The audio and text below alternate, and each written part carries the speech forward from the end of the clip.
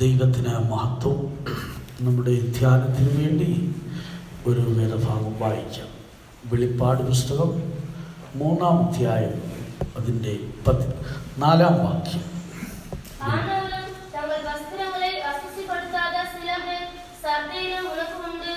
ദൈവത്തിന് മഹത്വം. വെളിപ്പാട് പുസ്തകം 3-ാം അധ്യായത്തിൻ്റെ 4-ാം വാക്യമാണ് ഇപ്പോൾ നാം വായിച്ചു കേട്ടത്.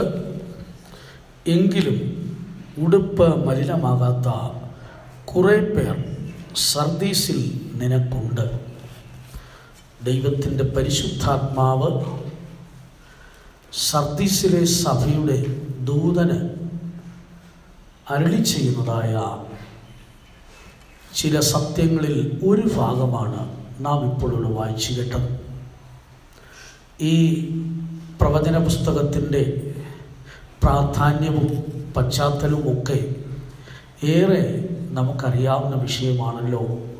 പുതിയ നിയമത്തിലെ ഏക പ്രവചന ഗ്രന്ഥവും ഒടുവിലത്തെ പുസ്തകവുമായ വെളിപ്പാട് പുസ്തകം സ്നേഹത്തിൻ്റെ അപ്പോസ്തലൻ എന്നറിയപ്പെടുന്ന യോഹന്നാന് ദൈവത്തിൻ്റെ വചനവും യേശുവിൻ്റെ സാക്ഷ്യവും നിമിത്തം പത്മോസ് എന്ന ദ്വീപിൽ ഡൊമിഷ്യൻ കൈസന്നാൽ നാട് കടത്തപ്പെട്ടപ്പോൾ അവിടെ വച്ച് ലഭിച്ചതായ ദൈവിക അരുളപ്പാടുകളും ദർശനങ്ങളും ആലോചനകളും ഒക്കെയാണ്. ദൈവത്തിന് മഹത്വം.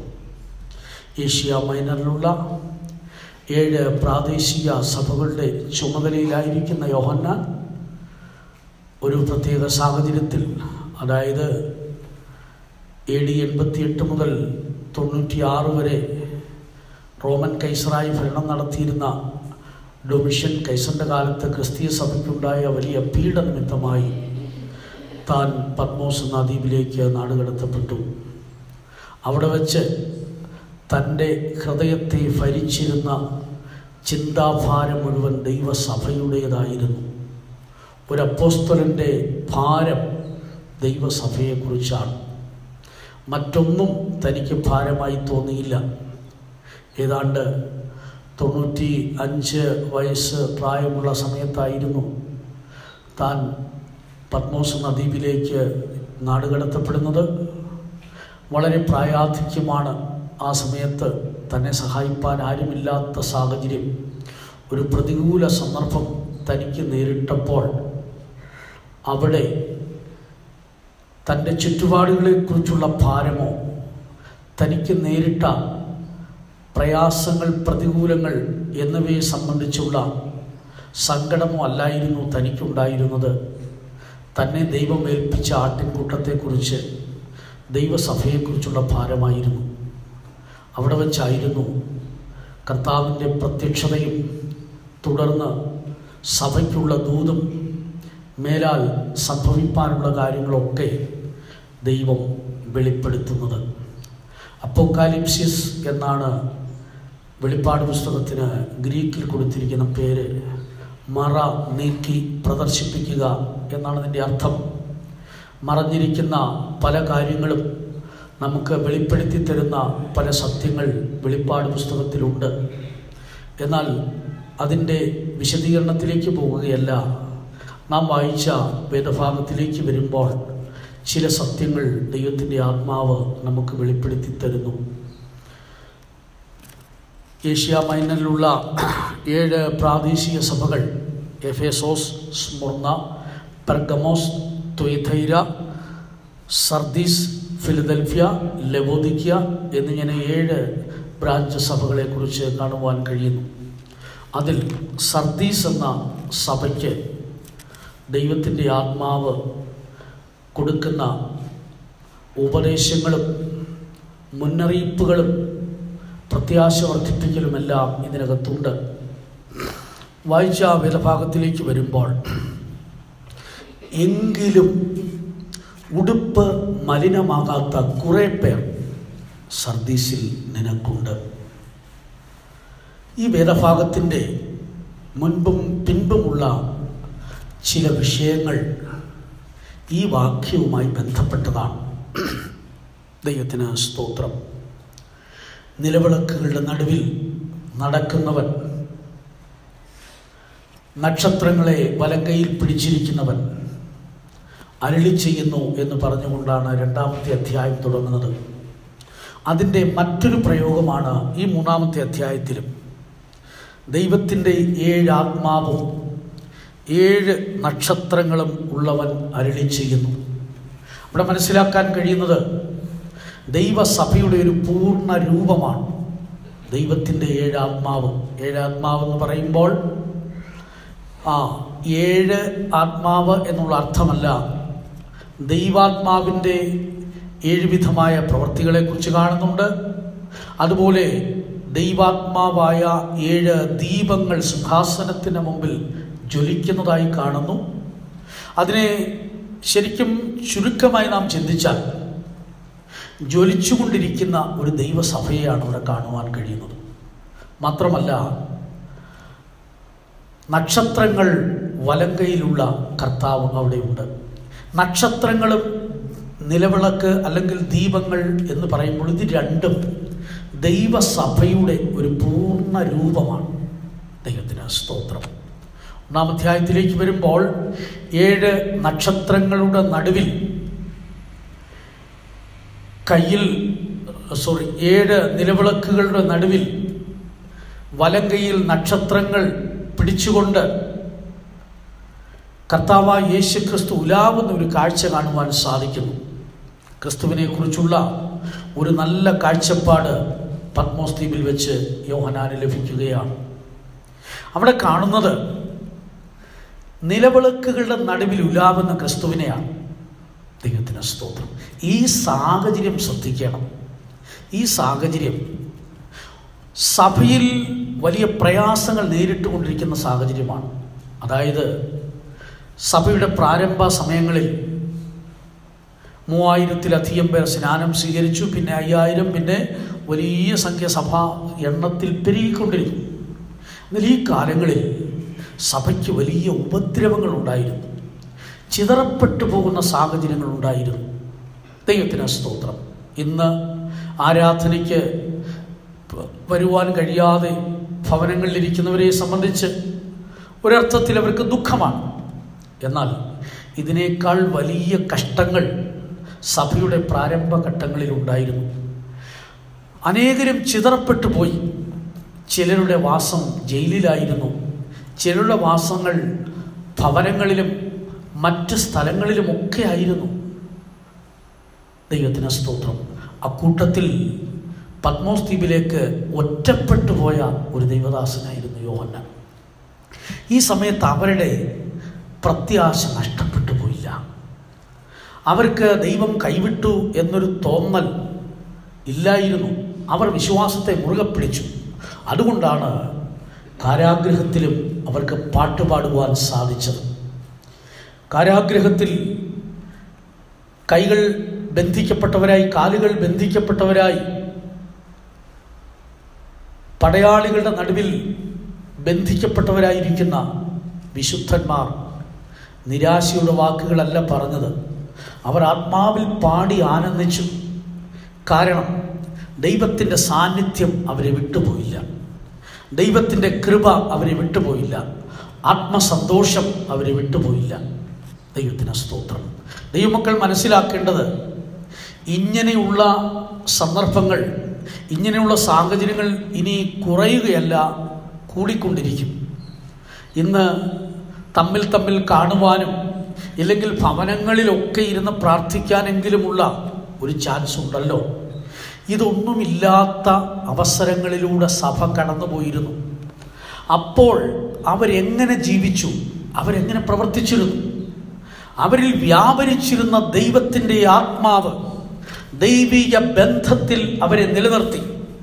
അവരുടെ പ്രാഗൽഭ്യമുള്ള ജീവിതം ദൈവവുമായുള്ള ബന്ധത്തിൽ അവരെ ഉറപ്പിക്കുന്നതായിരുന്നു.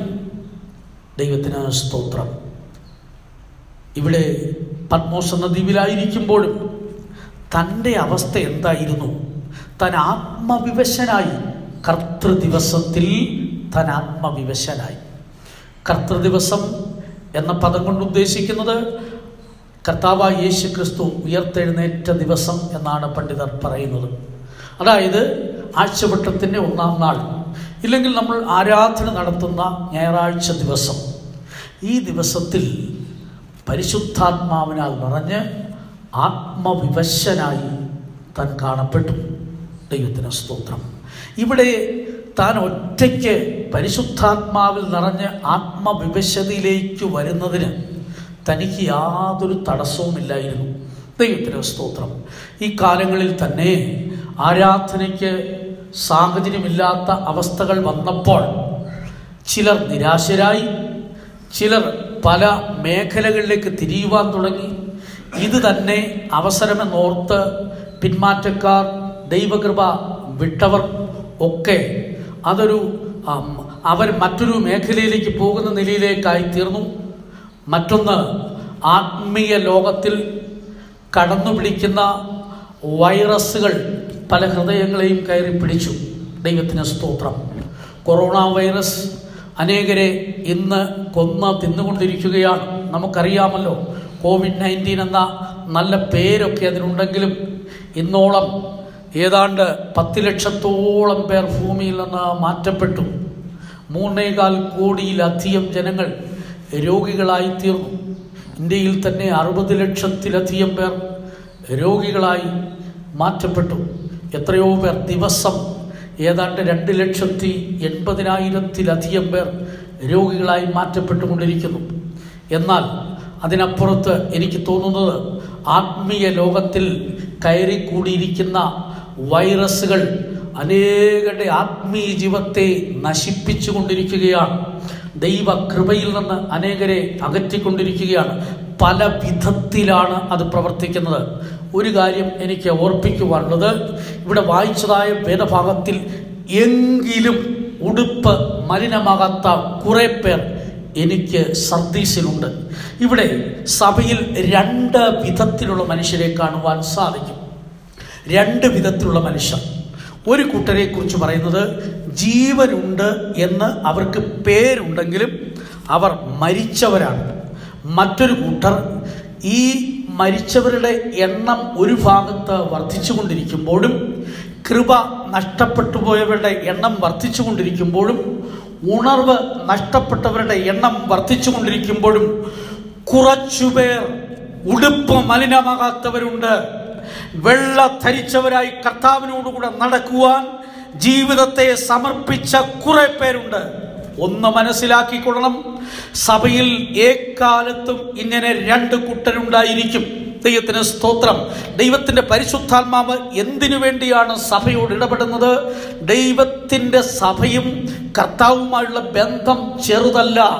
തൻ്റെ രക്തം കൊണ്ട് സമ്പാദിച്ച ആട്ടിൻകൂട്ടമെന്നാണ് സഭയെക്കുറിച്ച് പറഞ്ഞിരിക്കുന്നത്. കർത്താവ് തൻ്റെ രക്തം കൊടുത്ത് വിലയ്ക്കു വാങ്ങിയതാണ്. രക്തത്തിൻ്റെ ഫലമായി വീണ്ടെടുക്കപ്പെട്ട ദൈവത്തിൻ്റെ ജനമാണ് ദൈവത്തിൻ്റെ സഭയെന്ന് പറയുന്നത്. മാത്രമല്ല, സഭ എന്ന ശരീരത്തിൻ്റെ തലയാണ് കർത്താവായ യേശു ക്രിസ്തു. ആയതുപോലെ സഭ എന്ന കാന്തയുടെ മണവാളനാണ് കർത്താവായ യേശു ക്രിസ്തു. സഭ എന്ന കെട്ടിടത്തിൻ്റെ മൂലക്കല്ലാണ് കർത്താവായ യേശു ക്രിസ്തു. അതുകൊണ്ട് സഭയെ കർത്താവിന് മാറ്റി നിർത്താൻ പറ്റുകയില്ല. ചിലർ ബലഹീനരായി തീരുമ്പോൾ, ചിലർ വിശ്വാസം വിട്ടു പോകുമ്പോൾ, ചിലർ കൃപ വിട്ടു പോകുമ്പോൾ അവരെ അങ്ങനെ തള്ളിക്കളയുവാൻ കർത്താവ് ആഗ്രഹിക്കുന്നില്ല. ദൈവത്തിൻ്റെ അനന്ത സ്നേഹം. കാരണം എന്താണ്? കർത്താവിനറിയാം നമ്മൾ ചിലപ്പോൾ ഒരു വ്യക്തിയെ കാണുന്നത് നിസ്സാരമായിട്ടായിരിക്കാം. പക്ഷേ കർത്താവ് പറയുന്നത്, ഞാൻ അവന് വേണ്ടി വില കൊടുത്തവനാണ്, ഞാൻ അവൾക്ക് വേണ്ടി വില കൊടുത്തു. എൻ്റെ രക്തത്തിൻ്റെ ഫലമായിട്ട്, ഞാൻ രക്തം ചിന്തിയതിൻ്റെ ഫലമായിട്ടാണ് അവൻ ദൈവവൈതലായി തീർന്നത്, അവൻ കൂട്ടായ്മയിൽ വന്നത്, ഈ ആത്മീയ അനുഭവത്തിൽ എത്തിച്ചേർന്നത് എൻ്റെ രക്തമൊഴുക്കിയത് കൊണ്ടാണ്. ആയതുകൊണ്ട് എനിക്കവനെ തള്ളിക്കളയാൻ പറ്റുകയില്ല. അതുകൊണ്ടാണ് സഭയ്ക്ക് മുന്നറിയിപ്പുകൾ കൊടുക്കുന്നത്, സഭയ്ക്ക് ഉപദേശം കൊടുക്കുന്നത്. ഇവിടെ നാം കാണാൻ കഴിയുന്നത്, ജീവനുണ്ടെന്ന് പേരുണ്ടെങ്കിൽ എങ്കിലും മരിച്ച ഒരു സമൂഹത്തെ സഭയിൽ കാണുന്നു. ദൈവത്തിന് സ്തോത്രം. എന്നിട്ടും അവരെ അങ്ങനെ തള്ളിക്കളയുകയല്ല. പിന്നെ എന്താണ് ചെയ്യുന്നത്? അവരുടെ തെറ്റ് ഓർമ്മിപ്പിക്കുകയാണ്. ദൈവത്തിൻ്റെ പരിശുദ്ധാത്മാവ് സഭയിൽ ശരിയായി ക്രിയ ചെയ്യുമ്പോൾ ചെയ്യുന്ന പ്രവൃത്തി എന്താണ്? അവരുടെ തെറ്റുകൾ വെളിപ്പെടുത്തുകയാണ്. ഇന്ന് ചിലർക്ക് ഇഷ്ടമുള്ളത് അവരെ പ്രശംസിച്ച് പ്രസംഗിക്കുന്ന വാക്കുകൾ ചിലരെ സന്തോഷിപ്പിക്കും. വാഴ്ത്തപ്പെട്ടവരായി പ്രഖ്യാപിക്കുന്ന ശുശ്രൂഷയല്ല പുതിയ നിയമ ശുശ്രൂഷ എന്നുള്ളത്. അവരുടെ തെറ്റുകൾ, അവരുടെ ബലഹീനതകൾ ചൂണ്ടിക്കാണിക്കുക. ഒരു സത്യം മറന്നു പോകരുത്. സഭയിൽ ദൈവത്തിൻ്റെ ആത്മാവ് ശരിയായി പ്രവർത്തിക്കുന്നെങ്കിൽ, ദൈവത്തിൻ്റെ ആത്മാവിൻ്റെ ശരിയായ പ്രവർത്തനം സഭയിലുണ്ടെങ്കിൽ ഓരോ വ്യക്തികളുടെയും കുറ്റങ്ങൾ ഉണർത്തിക്കും. ദൈവത്തിന് സ്തോത്രം. ബലഹീനതകൾ ഉണർത്തിക്കും, തെറ്റുകൾ ചൂണ്ടിക്കാണിക്കും. അതാണ് പുതിയ നിയമ ശുശ്രൂഷയുടെ പ്രധാനപ്പെട്ട കാര്യം. ദാവീദിന്റെ ഉയർച്ചയുടെ കാരണം ആരായിരുന്നു? ദാവീദിന്റെ ആ ഭാവികാല ജീവിതത്തിന്റെ അനുഗ്രഹത്തിന്റെ കാരണം അവന് വേണ്ടി നിയോഗിക്കപ്പെട്ട ഒരു നാഥാൻ അവിടെ ഉണ്ടായിരുന്നു. നാഥാൻ പ്രവാചകൻ എന്താണ് പറഞ്ഞത്? ആ തെറ്റുകൾ അവനെ വെളിപ്പെടുത്തി കൊടുത്തിട്ട് ആ മനുഷ്യൻ നീ തന്നെയെന്ന് രാജാവിന്റെ മുഖത്ത് നോക്കി ലജ്ജ കൂടാതെ പറഞ്ഞു. അങ്ങനെ ഒരു നാഥാൻ ഇല്ലായിരുന്നെങ്കിൽ വിശുദ്ധന്മാരുടെ പട്ടികയിൽ എൻ്റെ ഹൃദയപ്രകാരമുള്ള മനുഷ്യൻ എന്ന പേരിന് ദാവീദ് അർഹനായി തീരുകയില്ലായിരുന്നു. ഒന്ന് മനസ്സിലാക്കേണ്ടത്, നമ്മുടെ ബലഹീനതകൾ വെളിപ്പെടുത്തുന്ന, നമ്മുടെ കുറ്റങ്ങൾ ഉണർത്തിക്കുന്ന, നമ്മുടെ തെറ്റുകൾ ചൂണ്ടിക്കാണിക്കുന്ന, നമ്മുടെ തെറ്റ് ശരിക്കും കണ്ണടയ്ക്കാതെ വെളിപ്പെടുത്തുന്ന ശുശ്രൂഷയാണ് നമ്മുടെ ജീവിതത്തെ ശ്രേഷ്ഠമാക്കി മാറ്റുന്നത്. 1-ാം നൂറ്റാണ്ടിലെ യഥാർത്ഥമായ ശുശ്രൂഷ അങ്ങനെയായിരുന്നു. പരിശുദ്ധാത്മാവ് സഭയിൽ പ്രവർത്തിക്കുവാൻ തുടങ്ങിയപ്പോൾ അനേകരുടെ ബലഹീനതകൾ ചൂണ്ടിക്കാണിക്കുവാൻ ഇടയായിത്തീർന്നു. ചിലരെ ശിക്ഷിക്കുന്നതായി കാണുവാനിടയായി തീർന്നു. ദൈവത്തിന് സ്തോത്രം. അങ്ങനെയുള്ള ശിക്ഷണ പ്രവർത്തികളൊക്കെ സഭയുടെ തുടക്കത്തിൽ തന്നെ കാണുവാനിടയായി തീർന്നു. 1-ാം നൂറ്റാണ്ടിൽ പരിശുദ്ധാത്മാവ് സഭയിൽ ശക്തിയോടെ ഇറങ്ങി വന്നപ്പോൾ ദൈവ സ്നേഹത്താൽ നിറഞ്ഞിട്ട് അനേകർ തങ്ങളുടെ വസ്തുവകകൾ വിറ്റിട്ട് അപ്പോസ്തലന്മാരുടെ കാൽക്കൽ കൊണ്ടുവച്ചു. ദൈവം അവരോട്, അപ്പോസ്തലന്മാരാരും അവരോട് സംസാരിച്ചതല്ല നിങ്ങൾ വസ്തുക്കളെല്ലാം വിൽക്കണം എന്ന്, നിങ്ങൾ ഞങ്ങളുടെ കാൽക്കൽ കൊണ്ട് വെക്കണമെന്ന് പറഞ്ഞില്ല. പക്ഷേ ദൈവത്തിൻ്റെ ആത്മാവ് ശക്തിയായി ഇറങ്ങിയപ്പോൾ ആത്മാവിൻ്റെ ശരിയായ പ്രവർത്തനം കൊണ്ടുണ്ടായി, ദൈവസ്നേഹം ഉണ്ടായി. ലോകം വേണ്ട, ഒന്നും വേണ്ട എന്നവർ പറയുവാൻ തുടങ്ങി. കർത്താവിൻ്റെ പ്രത്യക്ഷതയിൽ പോയാൽ മതി എന്നുള്ളൊരു ആത്മീയ തീഷ്ണത അവരിൽ ഉണ്ടായപ്പോൾ അവർ തങ്ങളുടെ വസ്തുവകകൾ വിറ്റിട്ട് അപ്പോസ്തലന്മാരുടെ കാൽ കൊണ്ടുവച്ചു. സകലവും പൊതുവകയെന്നെണ്ണി അങ്ങനൊരു വലിയ ബന്ധത്തിലേക്ക് അവർ വന്നു. എന്നിട്ട് അതിൻ്റെ ഇടയിൽ നിലം വിറ്റിട്ട് കുറച്ച് മാറ്റിവെച്ച് പരിശുദ്ധാത്മാവിനോട് വ്യാജം കാണിച്ചു എന്നുള്ള കാരണത്താൽ അനന്യാസ്, തൻ്റെ ഭാര്യ സഫീറ ഇവരൊക്കെ തൽക്ഷണം ദേവാലയത്തിൽ വെച്ച് മരിച്ചുപോയതായിട്ട് കാണാൻ സാധിക്കുന്നു. ഇല്ലെങ്കിൽ ആരാധന സ്ഥലത്ത് വെച്ച് മരിച്ചുപോയതായി കാണാൻ സാധിക്കുന്നു. ദൈവത്തിന് സ്തോത്രം. ഞാൻ പറഞ്ഞത്, ദൈവസ്നേഹത്തിൻ്റെ ആഴത്തിൽ ദൈവസഭ വളർന്നുകൊണ്ടിരിക്കുമ്പോഴും തെറ്റുകളുടെ മുമ്പിൽ കണ്ണടച്ചില്ല. ദൈവത്തിന് സ്തോത്രം. പരിശുദ്ധാത്മാവിനോട് കാണിച്ച വ്യാജം നിമിത്തം അവിടെ മരണമുണ്ടായി. അങ്ങനെ ഒരു പ്രവൃത്തി ഇന്ന് സഭയിൽ ഉണ്ടായാൽ ചിലപ്പോൾ നമ്മിൽ എത്ര പേർ ജീവനോടെ കാണപ്പെടുമെന്ന് അറിഞ്ഞുകൂടാ. ആ സഭയാണ് ദൈവമക്കളെ ഇന്നുള്ളത്.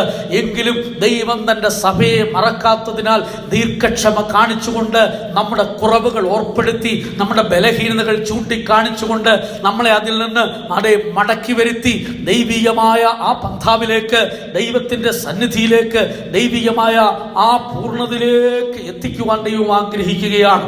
ദൈവത്തിന് സ്തോത്രം. ഇവിടെ ദൈവത്തിൻ്റെ ആത്മാവ് വെളിപ്പെടുത്തുകയാണ്, സഭയിൽ കുറെ പേർ മരിച്ചവരാണ്. പക്ഷെ അവരത് സമ്മതിക്കുന്നില്ല. അവരുടെ പേര് ജീവനുള്ളവർ എന്നാണ്. പേരും ജീവിതവുമായിട്ട് ഒരു ബന്ധവുമില്ല. എങ്ങനെ അവർ മരിച്ചുപോയി? മരണത്തിൻ്റെ സാഹചര്യങ്ങൾ പലത് അവരുടെ ജീവിതത്തിൽ ഉണ്ടായി. ഇല്ലെങ്കിൽ മരണം അവരുടെ ജീവിതത്തിൽ നേരിടേണ്ടതായ സാഹചര്യങ്ങൾ അവർ ഒരുക്കി കൊടുത്തു എന്ന് വേണമെങ്കിൽ പറയാം. ദൈവത്തിന് സ്തോത്രം. മരിച്ചവരോട് എന്താണ് പറയുന്നത്? നീ ഉണർത്തപ്പെടണം. ദൈവത്തിന് സ്തോത്രം. നീ ജീവനുള്ളവൻ എന്ന പേര് നിനക്കുണ്ടെങ്കിലും ഇപ്പോൾ നിന്റെ അവസ്ഥ മരിച്ചവനാണ്. അതുകൊണ്ട് നീ ശരിയായി ഉണർന്നുകൊള്ളണം. അതിൻ്റെ അർത്ഥം എന്താണ്? ഈ മരിച്ചവർ തങ്ങളുടെ ആത്മീയ ഉണർവ് നഷ്ടപ്പെടുത്തിയവരാണ്. എന്താണത് വെളിപ്പെടുത്തുന്നത്? അവർക്കൊരു പൂർവ്വകാല അനുഭവം ഉണ്ടായിരുന്നു. പൂർവ്വകാലത്ത് അവരെങ്ങനെയായിരുന്നു? സഭയുടെ ആദ്യ നിലവാരം, ഇല്ലെങ്കിൽ ദൈവസ്നേഹത്തിലേക്ക് വന്ന ആദ്യ സമയം. നമ്മുടെ ഓരോരുത്തരുടെയും ജീവിതത്തിലെ ചില പൂർവ്വകാലം ആദ്യ അനുഭവങ്ങൾ ഒന്ന് ഓർത്തു നോക്കിയാൽ ആ സമയത്ത് പ്രാർത്ഥിക്കുന്നതിന് മടിയില്ലായിരുന്നു. ആത്മാവിൽ നിറയുന്നതിന് യാതൊരു ബുദ്ധിമുട്ടുമില്ലായിരുന്നു. ആരാധന നിർത്തല്ലേ എന്നുള്ള പ്രാർത്ഥനയായിരുന്നു. ഞാൻ ഇപ്പോഴും ഓർക്കുന്നു. സ്തോത്രം. പരിശുദ്ധാത്മാവിൽ നിറഞ്ഞ് സന്തോഷിച്ച് ആ ഇരിക്കുന്ന സ്ഥലം മറന്ന് ആനന്ദിച്ചു കൊണ്ടിരിക്കുന്ന ആ സമയം, സ്തോത്രം, ഒരു കാത്തിരിപ്പ് യോഗം കഴിയുമ്പോൾ പിന്നീടുള്ള പ്രാർത്ഥന, അടുത്ത ശനിയാഴ്ച വരെ കാത്തിരിക്കാനുള്ള ക്ഷമയില്ല കർത്താവേ, അടുത്ത കാത്തിരിപ്പ് യോഗം വേഗത്തിൽ വരണമേ. എന്തിനാണ്? ദൈവസന്നിധിയിൽ പോകുവാൻ, ആത്മാവിൽ നിറയുവാൻ. ആയതുകൊണ്ട് ശനിയാഴ്ച ഒരാഴ്ച വരെ കാത്തിരിക്കേണ്ടത് കൊണ്ട് ഇടദിവസങ്ങളിൽ ആരാധനാലയങ്ങളിൽ ഞങ്ങൾ ചെറുപ്പക്കാർ പോയിരുന്നു പ്രാർത്ഥിച്ച് ആത്മാവിൽ നിറഞ്ഞ് ശക്തിയെ പുതുക്കിയ അനുഭവങ്ങൾ ഇപ്പോഴും ഓർക്കുന്നു. കാരണം എന്താണ്?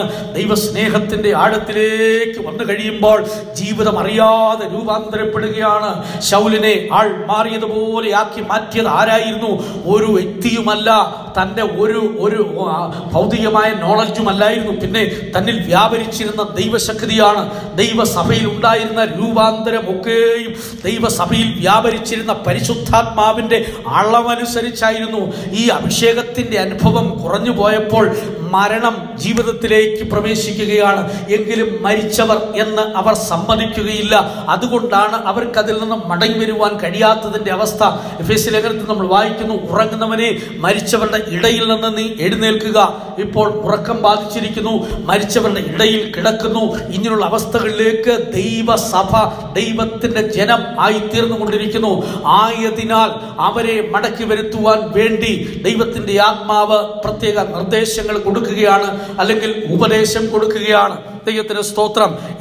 എന്താണ് ചെയ്യുന്നത്?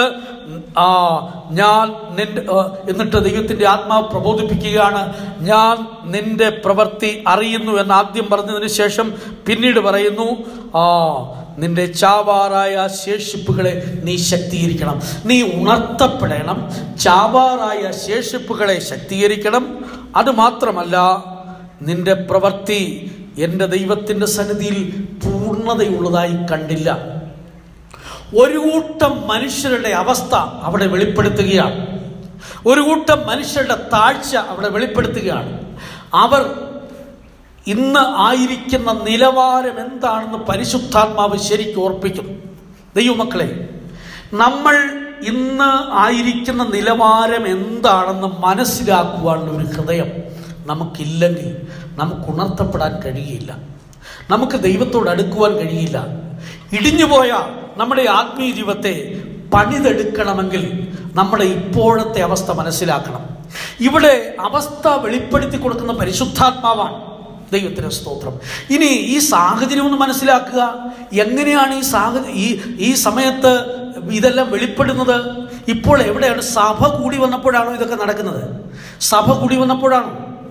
ഒരാള് ദൈവദാസൻ ഒരു ദ്വീപിൽ ഒറ്റപ്പെട്ട് കിടക്കുകയാണ്. സഭ ചിതറപ്പെട്ട് പലരും പല ദിക്കുകളിലാണ്. ദൈവത്തിന് സ്തോത്രം. എങ്കിലും ചിതറപ്പെട്ട് പല സാഹചര്യങ്ങളിൽ പല സന്ദർഭങ്ങളിലുമായിരിക്കുമ്പോഴും ദൈവത്തിൻ്റെ സഭ അനാഥമല്ല. ദൈവത്തിൻ്റെ സഭ ഇന്ന് കൈവിടപ്പെട്ടതല്ല. ദൈവത്തിന് സ്തോത്രം. കൈവിടപ്പെട്ടു പോകുന്ന ഒരു സാഹചര്യം വരാൻ പോകുന്നു. അത് കർത്താവായ യേശുക്രിസ്തുവിൻ്റെ വരവിലാണ്, രഹസ്യ വരവിലാണ്. അത് സംഭവിക്കാതിരിക്കാൻ വേണ്ടി ഈ സാഹചര്യങ്ങളിൽ ദൈവത്തിൻ്റെ ആത്മാവ് ഉണർത്തിക്കുകയാണ്. ദൈവത്തിന് സ്തോത്രം. ഇവിടെ ഒരു ഭാഗത്ത് യോഹന്നാന്റെ പ്രാർത്ഥനയും ആത്മനിറവും, മറുഭാഗത്ത് ചിതറപ്പെട്ടിരിക്കുന്ന ദൈവസഭ, ദൈവത്തിൻ്റെ ജനം. അങ്ങനെ ആയിരിക്കുമ്പോൾ ഇവരെ ബലപ്പെടുത്തിയത് ആരായിരുന്നു? ഇവരുടെ തെറ്റുകൾ ഓർപ്പിച്ച് ഇവരെ ഉണർത്തിച്ചത് ആരായിരുന്നു? ഓൺലൈൻ ആരാധനയല്ല, വീട്ടിലെ സഭായോഗം, പിന്നെ കൂടാരങ്ങളിൽ പാർത്ത് ഇങ്ങനെ ഒരുപാട് കുടിൽ ബിസിനസ് പോലെ ഒരുപാട് തുടങ്ങിയിട്ടുണ്ട്. ഞാൻ ഒന്നിനെ കുറ്റം പറയുകയല്ല. എങ്കിലും സ്തോത്രം, എൻ്റെ മനസ്സിൽ ഉണർത്തിച്ചത് ആത്മീയ ലോകത്തിൽ പെന്തിക്കോസ്തുകാരുടെ ഇടയിൽ കയറി പിടിച്ചിരിക്കുന്ന മറ്റൊരു വൈറസാണ് ഇപ്പോഴും വീട്ടിലെ സഭായോഗം. ദൈവത്തിന് സ്തോത്രം. അതായത് വീട്ടിൽ നിന്ന് പ്രാർത്ഥിക്കുന്നതിനെ കുറിച്ചല്ല ഞാൻ ഈ പറയുന്നത്. ഇപ്പോൾ ഓൺലൈനിൽ എല്ലാ പ്രോഗ്രാമുകളും കിട്ടും. ബൈബിൾ ക്ലാസ് ഓൺലൈനിൽ കിട്ടും. കാത്തിരിപ്പ് യോഗം ഓൺലൈനിൽ കിട്ടും. സഭായും കൂടെ ഓൺലൈനിൽ കിട്ടും. ഇനി എന്തിനാരാധനാലയം? ഇപ്പോൾ ചിലർ ഓൺലൈനിലെ ആരാധന കണ്ടിന്യൂ ചെയ്തിട്ട് ആരാധനാലയം തുറന്നിട്ട് പോലും പോകാൻ മനസ്സില്ലാതായി. ഇനി എന്താ സംഭവിക്കാൻ പോകുന്നത്? ഇതവരുടെ കുറെ പേർ ഒരു സംഘടന സ്ഥാപിച്ചിട്ട് ഓൺലൈൻ ആരാധന കണ്ടിന്യൂ ചെയ്തിട്ട് സഭയുടെ ആവശ്യമില്ലാതെയായിത്തീരുന്നു, കൂട്ടായ്മയുടെ ആവശ്യമില്ലാതെയായിത്തീരുന്നു, അന്യോന്യമുള്ള ബന്ധമില്ലാതെയായിത്തീരുന്നു. പിന്നെ ഈ ഓൺലൈൻ ആരാധനയിൽ എന്തൊക്കെയാണ് നടക്കുന്നത്? ഞാൻ പറഞ്ഞത് ഒരു യൂട്യൂബിൽ ഒരു പ്രസംഗം കേൾക്കുന്നതിനെ കുറിച്ചോ ഇല്ലെങ്കിൽ ഒരു റെക്കോർഡ് ചെയ്ത ഒരു പ്രസംഗം കേൾക്കുന്നതിനെ കുറിച്ചോ ഒരു ബൈബിൾ സ്റ്റഡി കേൾക്കുന്നതിനെ കുറിച്ചോ അല്ല പറയുന്നത്. യോഹന്നാൻ പത്മോസ് ദ്വീപിലായിരുന്നപ്പോൾ ഏത് ഓൺലൈനിൽ കൂടെയാണ് താൻ ആത്മീയവർദ്ധന പ്രാപിച്ചത്? താൻ ആയിരുന്ന സ്ഥാനത്ത് മുഴങ്കാൽ മടക്കി പരിശുദ്ധാത്മാവിന്റെ ഭരണം തൻ്റെ മേലുണ്ടായി. ആത്മവിവശത തനിക്കുണ്ടായി. തന്നെ പ്രോത്സാഹിപ്പിക്കുവാൻ അവിടെ ആരുമില്ലായിരുന്നു. ദൈവത്തിന് സ്തോത്രം. 1-ാം നൂറ്റാണ്ടിൽ പലരും ചിതറപ്പെട്ടു പോയപ്പോൾ ആയിരുന്ന സാഹചര്യങ്ങളിൽ അവരിൽ വ്യാപരിച്ചിരുന്ന ദൈവകൃപയും ദൈവാത്മാവുമായിരുന്നു അവരിൽ ആത്മീയ വർധന ഉളവാക്കിയത്. സഭാ കൂടിവരവുകൾ ഉണ്ടായിട്ട് പോലും കൃപ നഷ്ടപ്പെടുത്തിയവരും ദൈവത്തിന് അന്യപ്പെട്ടവരും ഒരു സാഹചര്യത്തിൽ വിശുദ്ധ പൗലോസ് പറഞ്ഞു, ഞാൻ വടിയോടുകൂടി നിങ്ങളുടെ അടുക്കൽ വരണമോ? ഇങ്ങനെയുള്ള അവസ്ഥകളിൽ ഉണ്ടായിരുന്ന വിശ്വാസികൾ അവിടെ ഉണ്ടായിരുന്നു. എങ്കിലും അവർ ചിതറപ്പെട്ടു പോയ സാഹചര്യങ്ങളിൽ, ഒറ്റപ്പെട്ട സാഹചര്യങ്ങളിൽ അവർ എത്തിച്ചേർന്നപ്പോൾ അവരെ ബലപ്പെടുത്തിയതും ഉയർപ്പിച്ചതും അവരെ പണിതതും ഓൺലൈൻ ആരാധന അല്ലായിരുന്നു. ദൈവത്തിന് സ്തോത്രം. പിന്നെയോ അവരിൽ വ്യാപരിച്ചിരുന്ന ദൈവാത്മാവ് അവരെ ഒരുക്കുകയായിരുന്നു. ശരിയായ ഒരു അഭിഷേകം നിനക്കുണ്ടെങ്കിൽ, പ്രാഗൽഭ്യമുള്ള ഒരു ഹൃദയമുണ്ടെങ്കിൽ, നീ മുട്ടുമടക്കുമ്പോൾ ദൈവത്തിന്റെ ആത്മാവ് നിന്നിൽ പ്രവർത്തിക്കും. നിനക്കൊരാലോചന തരും. ദൈവത്തിന് സ്തോത്രം. ഈ പ്രത്യേക സാഹചര്യങ്ങളിൽ പല കൂട്ടായ്മകളിലും പലരും ഓൺലൈൻ ആരാധനകളൊക്കെ നടത്തിയപ്പോൾ നമ്മുടെ ഇടയിൽ അതില്ലാത്തത് എന്താണെന്നൊക്കെ ചിലരും എന്നോട് ചോദ്യം ചെയ്യുവാനിടയായിത്തീർന്നു. ദൈവത്തിന് സ്തോത്രം. എനിക്കൊന്ന് മനസ്സിലാക്കിയത്, ഇത് ബുദ്ധിയുടെ പ്രമാണമല്ല. നമ്മുടെ വിശുദ്ധന്മാർ ദൈവാത്മാവിൽ ഓർപ്പിക്കുന്ന കാര്യങ്ങൾ നമ്മുടെ ബുദ്ധി കൊണ്ട് ചിലപ്പോൾ അതിനെ വിവേചിക്കാൻ ബുദ്ധിമുട്ടായിരിക്കും. പരിശുദ്ധാത്മാവിന് നടത്തിപ്പിൽ കൂടെ ഭവനങ്ങളിലിരുന്ന് പ്രാർത്ഥിക്കുവാൻ വേണ്ടി, വ്യക്തിപരമായ ജീവിതത്തെ പണിയുവാൻ വേണ്ടി ദൈവം ഒരുക്കി തരുന്ന സാഹചര്യത്തിൽ മുഴങ്കാൽ മടക്കി കണ്ണുനീരൊഴുക്കി ആത്മനിറവിൽ തങ്ങളെ തന്നെ ഏൽപ്പിച്ചു കൊടുത്തവരെ ഒക്കെ ദൈവം അനാഥരാക്കിയില്ല എന്ന് അവർക്ക് തന്നെ മനസ്സിലായി. ദൈവം അവരോട് സംസാരിച്ചു. സ്വർഗീയ ദർശനങ്ങൾ അവർക്ക് കൊടുത്തു. ദൈവം അവരോട് ഇടപെട്ടു. അവർക്കൊന്നും ഹൃദയ പിന്മാറ്റം ഉണ്ടായില്ല. ചിലരുടെ ചിന്ത ഇതൊന്നുമില്ലെങ്കിൽ പിന്മാറ്റം ഉണ്ടാകുമോ എന്നുള്ളതാണ്. ഒരിക്കലും ദൈവത്തിന്റെ സഭയെ പരിപാലിക്കേണ്ടത് ദൈവത്തിന്റെ ഉത്തരവാദിത്വത്തിൽപ്പെട്ടതാണ്. ദാനിയേൽ എന്ന ഭക്തൻ ബാബിലോണിലായിരിക്കുമ്പോൾ ഒറ്റപ്പെട്ട സാഹചര്യം ഉണ്ടായിരുന്നു. തനിക്കെതിരെ കൊട്ടാരത്തിൽ നിന്നൊരു രേഖ എഴുതുവാനിടയായിത്തീർന്നു. കൊട്ടാരത്തിൽ നിന്ന് എഴുതപ്പെട്ട രേഖകൾ തൻ്റെ ജീവിതത്തെ ബാധിക്കുന്നതായിരുന്നു. താൻ എവിടെ പോയി? അന്ന് ആരാധന സ്ഥലമുണ്ടോ? ആലയമുണ്ടോ? ആലയം നശിപ്പിക്കപ്പെട്ടു പോയി. എങ്ങനെയായിരുന്നു ആലയം നശിപ്പിക്കപ്പെട്ടു പോയതെന്നും കൂടെ ചിന്തിക്കണം. ദൈവത്തിന് സ്തോത്രം. ആലയം നശിപ്പിക്കപ്പെട്ടു പോകാനുള്ള കാരണം എന്താണ്? യെശയ്യാ പ്രവചനത്തിലേക്ക് വരുമ്പോൾ പിതാക്കന്മാർ നമസ്കരിച്ചു പോന്നിരുന്ന ഭംഗിയും വിശുദ്ധിയുമുള്ള ആലയം അഗ്നിക്കിരയായതായി കാണുവാൻ സാധിക്കുന്നു. കാരണം എന്തായിരുന്നു? യെശയ്യാ പ്രവചനം 64-ാം അധ്യായത്തിന്റെ 11-12 വാക്യങ്ങളിലേക്ക് വരുമ്പോൾ സ്തോത്രം, പിതാക്കന്മാർ ആരാധിച്ചിരുന്ന വിശുദ്ധിയും ഭംഗിയുമുള്ള ആരാധനാലയം ഇപ്പോൾ അവിടെ ഇല്ല. ദൈവത്തിന് സ്തോത്രം. എന്താണ് കാരണം? അതിൻ്റെ കാര്യങ്ങൾ ഒന്ന് ഓർപ്പിച്ച് ഞാൻ അടുത്ത ഭാഗത്തിലേക്ക് പ്രവേശിക്കാം. ദൈവത്തിന് സ്തോത്രം. അവിടെ ദൈവം തൻ്റെ ജനത്തെ മിസ്രയീമിൽ പുറപ്പെടുവിച്ചത് എന്തിനു വേണ്ടിയായിരുന്നു? ആരാധിക്കുവാൻ വേണ്ടിയായിരുന്നു. എന്നാൽ ആരാധിക്കുവാൻ പുറപ്പെട്ട ദൈവത്തിന്റെ ജനത്തിന് സമാഗമന കൂടാരം തുടങ്ങി ശലോമോന്റെ ആലയം, സെരുബ്ബാബേലിന്റെ ആലയം, ഇങ്ങനെ ആലയങ്ങളെല്ലാം കൊടുത്തിരുന്നു. ദൈവത്തിന് സ്തോത്രം. എന്നാൽ ആരാധിക്കുവാൻ മരുഭൂമിയിൽ ആരാധിച്ച ദൈവജനത്തിന് കൂടാരം കൊടുത്തവൻ പിന്നീട് ആലയം കൊടുത്തു. എന്നാൽ ആലയത്തിൽ പ്രശംസിച്ചുകൊണ്ട് ആരാധന നഷ്ടപ്പെടുത്തി, ആത്മീയ മൂല്യങ്ങൾ നഷ്ടപ്പെടുത്തി, പ്രവാചകന്മാർ പറഞ്ഞ വാക്കുകൾ ഏറ്റെടുക്കാതെ ദൈവത്തിന്റെ ആലോചന നിരസിച്ചു കളഞ്ഞു. ആരാധനാലയം നഷ്ടപ്പെട്ടു പോയി. ദൈവത്തിന് സ്തോത്രം. ആരാധിക്കേണ്ടവൻ ശരിയായി ആരാധിക്കാതിരിക്കുമ്പോൾ ആരാധനാലയത്തിലേക്കുള്ള പ്രവേശനം കൂടെ ഇല്ലാതെയായി മാറുകയാണ്. ഇന്ന് ലോകത്തിൽ അനേകർക്ക് ആരാധന ഇല്ലാതെ ആയിരിക്കുന്നതിന്റെ ഒരു കാരണം എന്താണ്? അവർക്ക് ആരാധിക്കുവാൻ നല്ല സന്ദർഭങ്ങൾ കൊടുത്തിരുന്നു, ദൈവത്തോട് അടുക്കുവാൻ നല്ല ചാൻസ് കൊടുത്തിരുന്നു, പ്രാർത്ഥിക്കുവാൻ എത്ര വേണമെങ്കിലും പ്രാർത്ഥിക്കുവാൻ, ആത്മാവിൽ നിറയുവാൻ യാതൊരു വിധമായ തടസ്സവും ഇല്ലാത്ത സന്ദർഭങ്ങൾ ഉണ്ടായിരുന്നു. ദൈവത്തിന് സ്തോത്രം. അമേരിക്കയിൽ തന്നെ എത്രയോ മനോഹരമായ ആലയങ്ങൾ ഉണ്ടായിരുന്നു. ദൈവത്തിന്റെ സ്നേഹം അവരുടെ ഉള്ളത്തിൽ ഉണ്ടായപ്പോൾ അവർ നല്ല നല്ല പള്ളികൾ സ്ഥാപിച്ചിരുന്നു, ആരാധനാലയങ്ങളൊക്കെ ഉണ്ടായിരുന്നു. എന്നാൽ പിൽക്കാലത്ത് ആരാധനാലയങ്ങൾ വിറ്റ് പണമാക്കിയിട്ട് അത് ഹോട്ടലുകളായി, ബാറുകളായി, തിയേറ്ററുകളായി, ക്ഷേത്രങ്ങളായിട്ടൊക്കെ അവർ വേർതിരിച്ചു. ഇപ്പോൾ റോഡിലിരുന്ന് കൈമലർത്തി പ്രാർത്ഥിക്കുകയാണ്. കാരണം എന്താണ്? നല്ല ചാൻസുകൾ നഷ്ടപ്പെടുത്തി കളയുന്നവർക്ക് പിന്നീട് ഉണ്ടാകുന്ന ന്യായവിധി എന്നോണമാണ് ഇന്ന് വ്യാപരിച്ചു കൊണ്ടിരിക്കുന്ന കൊറോണ വൈറസ്. ദൈവത്തിന് സ്തോത്രം. ചൈനയെ കുറ്റം പറയും, അതെ, വുഹാനിലെ ലാബിലെ ചോർച്ചയെ കുറിച്ച് പറയുന്നു. പക്ഷേ ഒരു കാര്യം മനസ്സിലാക്കിക്കൊള്ളണം, അങ്ങനെയൊന്നുമല്ല. ദൈവത്തെ ആരാധിക്കേണ്ട, ദൈവത്തെ പ്രാർത്ഥിക്കേണ്ട, ദൈവത്തെ ശരിയായി സത്യത്തിലും ആത്മാവിലും ആരാധിക്കേണ്ട ദൈവത്തിന്റെ ജനം ആരാധനയെ പുറകിലാക്കി, ആത്മീയ മൂല്യങ്ങളെ പുറകിലാക്കിക്കൊണ്ട് തങ്ങളുടെ വഴികളിലൂടെ നടന്നപ്പോൾ ദൈവം വിചാരിച്ചു, ഇവൻ എന്തിനാണ് ആരാധനാലയം, ഇവൻ എന്തിനാണ് ആരാധന സ്ഥലം, ഇവൻ എന്തിനാണ് ഉപദേശം. ദൈവത്തിന് സ്തോത്രം. ഇപ്പോൾ അങ്ങനെയുള്ളവർക്ക് ഒരു പിൻബലം കൊടുത്തുകൊണ്ട്, അങ്ങനെയുള്ളവർക്ക് ഒരു ഏണി ചാരിക്കൊണ്ട് വീട്ടിൽ കിടന്നുകൊണ്ട് വേണമെങ്കിലും ആ പ്രസംഗം കേൾക്കാം. ദൈവത്തിന് സ്തോത്രം. ചിലർ മനോഹരമായ പാട്ടുകൾ പാടും, പാട്ടുകൾ കേട്ട് ആസ്വദിക്കാം. കിടന്നുകൊണ്ടോ സെറ്റിയിൽ ഇരുന്നു കൊണ്ടോ മാറി മാറി പ്രസംഗിക്കുന്നവരുടെ പ്രസംഗം കേട്ട് ആസ്വദിക്കാൻ നല്ല പ്രസംഗം എന്ന് പറയാം. പക്ഷെ ഒരു കാര്യം ഉറപ്പിച്ചു പറയട്ടെ, ആത്മീയ ജീവിതം പണിയപ്പെടുന്നത് അങ്ങനെയല്ല, ആത്മീയ ജീവിതം ഉയർപ്പിക്കപ്പെടുന്നത് അങ്ങനെയല്ല. ഓൺലൈൻ ആരാധന വർദ്ധിക്കുമ്പോൾ സത്യത്തിലും ആത്മാവിലും ആരാധിക്കുന്ന രക്തത്താൽ വീണ്ടെടുക്കപ്പെട്ട ദൈവത്തിന്റെ ജനം ദൈവിക നടത്തിപ്പിനെ അനുസരിച്ചുകൊണ്ട് ഭവനത്തിൽ മുഴങ്കാൽ മടക്കി കണ്ണുനീരൊഴുക്കുമ്പോൾ ദൈവം നിന്റെ പ്രാർത്ഥന കേട്ട് ഉത്തരമരുളും. ദൈവം നിന്നോട് വ്യക്തിപരമായി സംസാരിക്കും. നിന്റെ ഹൃദയത്തിന്റെ അവസ്ഥ, നിന്റെ ജീവിതത്തിന്റെ അവസ്ഥ ദൈവാത്മാവ് വെളിപ്പെടുത്തും. ദാനിയേലിനെതിരായി രേഖ എഴുതപ്പെട്ടപ്പോൾ അവൻ എന്ത് ചെയ്തു? അന്ന് ആരാധനാലയമില്ല എങ്കിലും അവൻ തന്റെ വീട്ടിലേക്ക് ചെന്നിട്ട് തന്റെ മാളിക മുറിയുടെ വാതിൽ യെരുശലേമിന് നേരെ ഒന്ന് തുറന്നിട്ടു. കാരണം യെരുശലേം എന്ന് പറയുന്നത് ദൈവത്തിന്റെ നഗരമാണ്. നമ്മൾ എന്താണ് ചെയ്യേണ്ടത്? യെരുശലേം സിയോനാകുന്ന ദൈവ നഗരത്തിന്റെ നേരെ ഹൃദയവാതിലുകൾ തുറക്കുന്നതിനെ തടയുവാൻ ഒരു ഗവൺമെന്റിനും സാധ്യമല്ല, ഒരു ഭരണ നിയമങ്ങൾക്കും സാധ്യമല്ല, ഒരു വൈറസിനും സാധ്യമല്ല. പ്രിയരെ, യെരുശലേമിന് നേരെ തുറക്കപ്പെട്ട വാതിൽ തുറന്നിട്ടുകൊണ്ട് ഇതാ മുഴങ്കാൽ മടക്കി സ്തോത്രം ചെയ്തപ്പോൾ കൊട്ടാരത്തെ ദൈവം ചലിപ്പിച്ചു.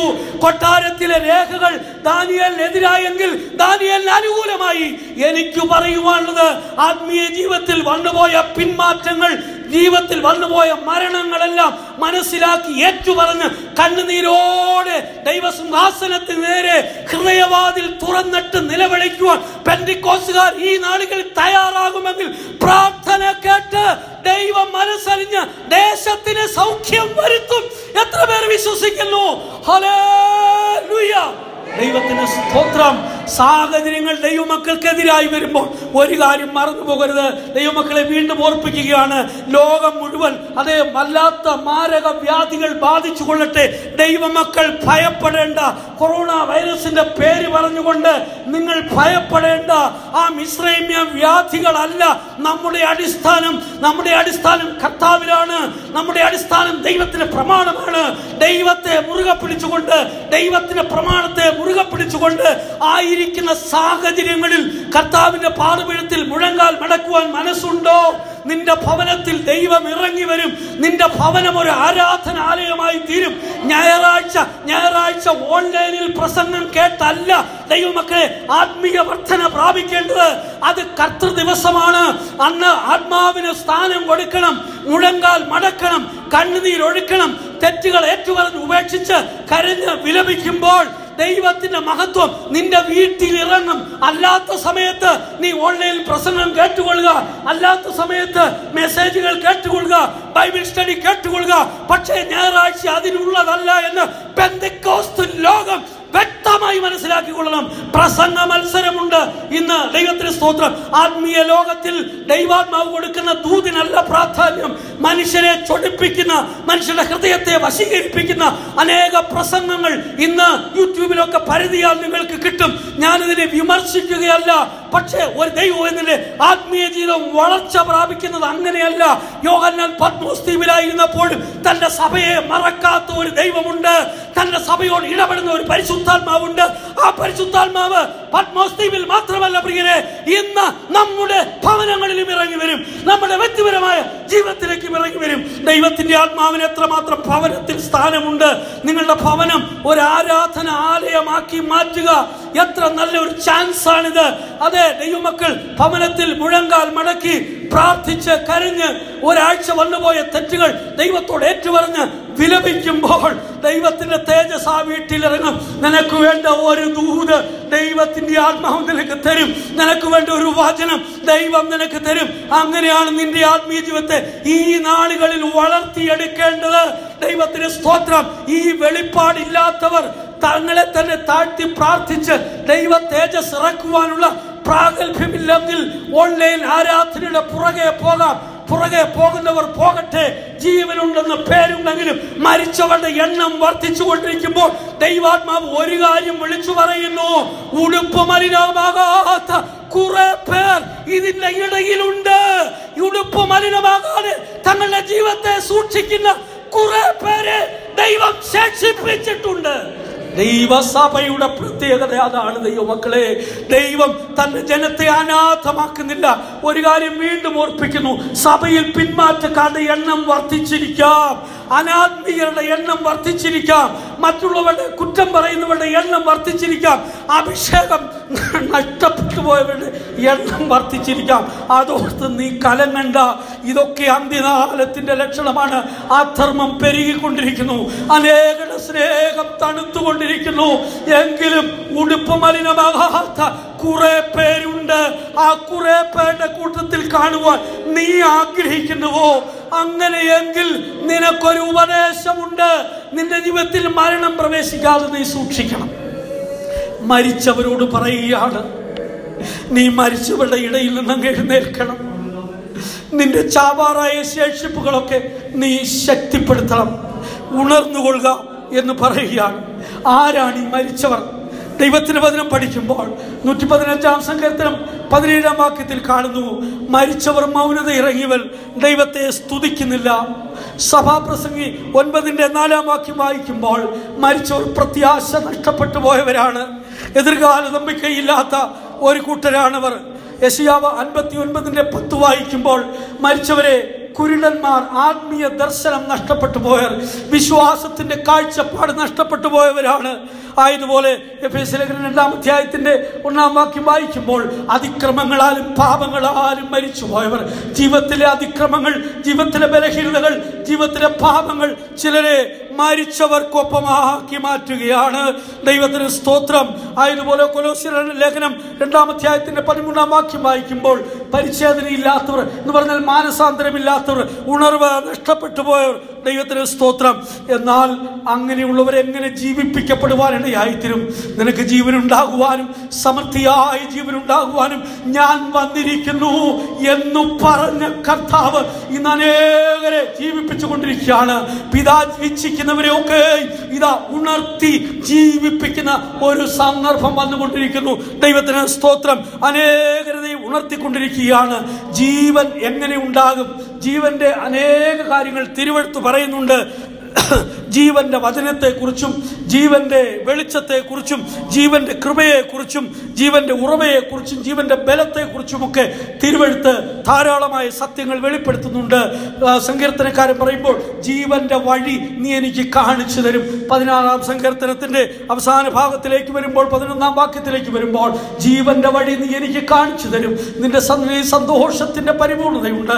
വലത്തുഭാഗത്തെന്നും പ്രമോദങ്ങളുണ്ട്. ജീവനുള്ളവർക്കൊരു വലിയ സന്തോഷമുണ്ട്. ജീവനുള്ളവർ ദൈവ സാന്നിധ്യം ജീവിതത്തിൽ അനുഭവിക്കുന്നവരാണ്. ദൈവത്തിന് സ്തോത്രം. ജീവന്റെ ഉറവയാരാണ്? സർവശക്തനായ ദൈവമത്രേ.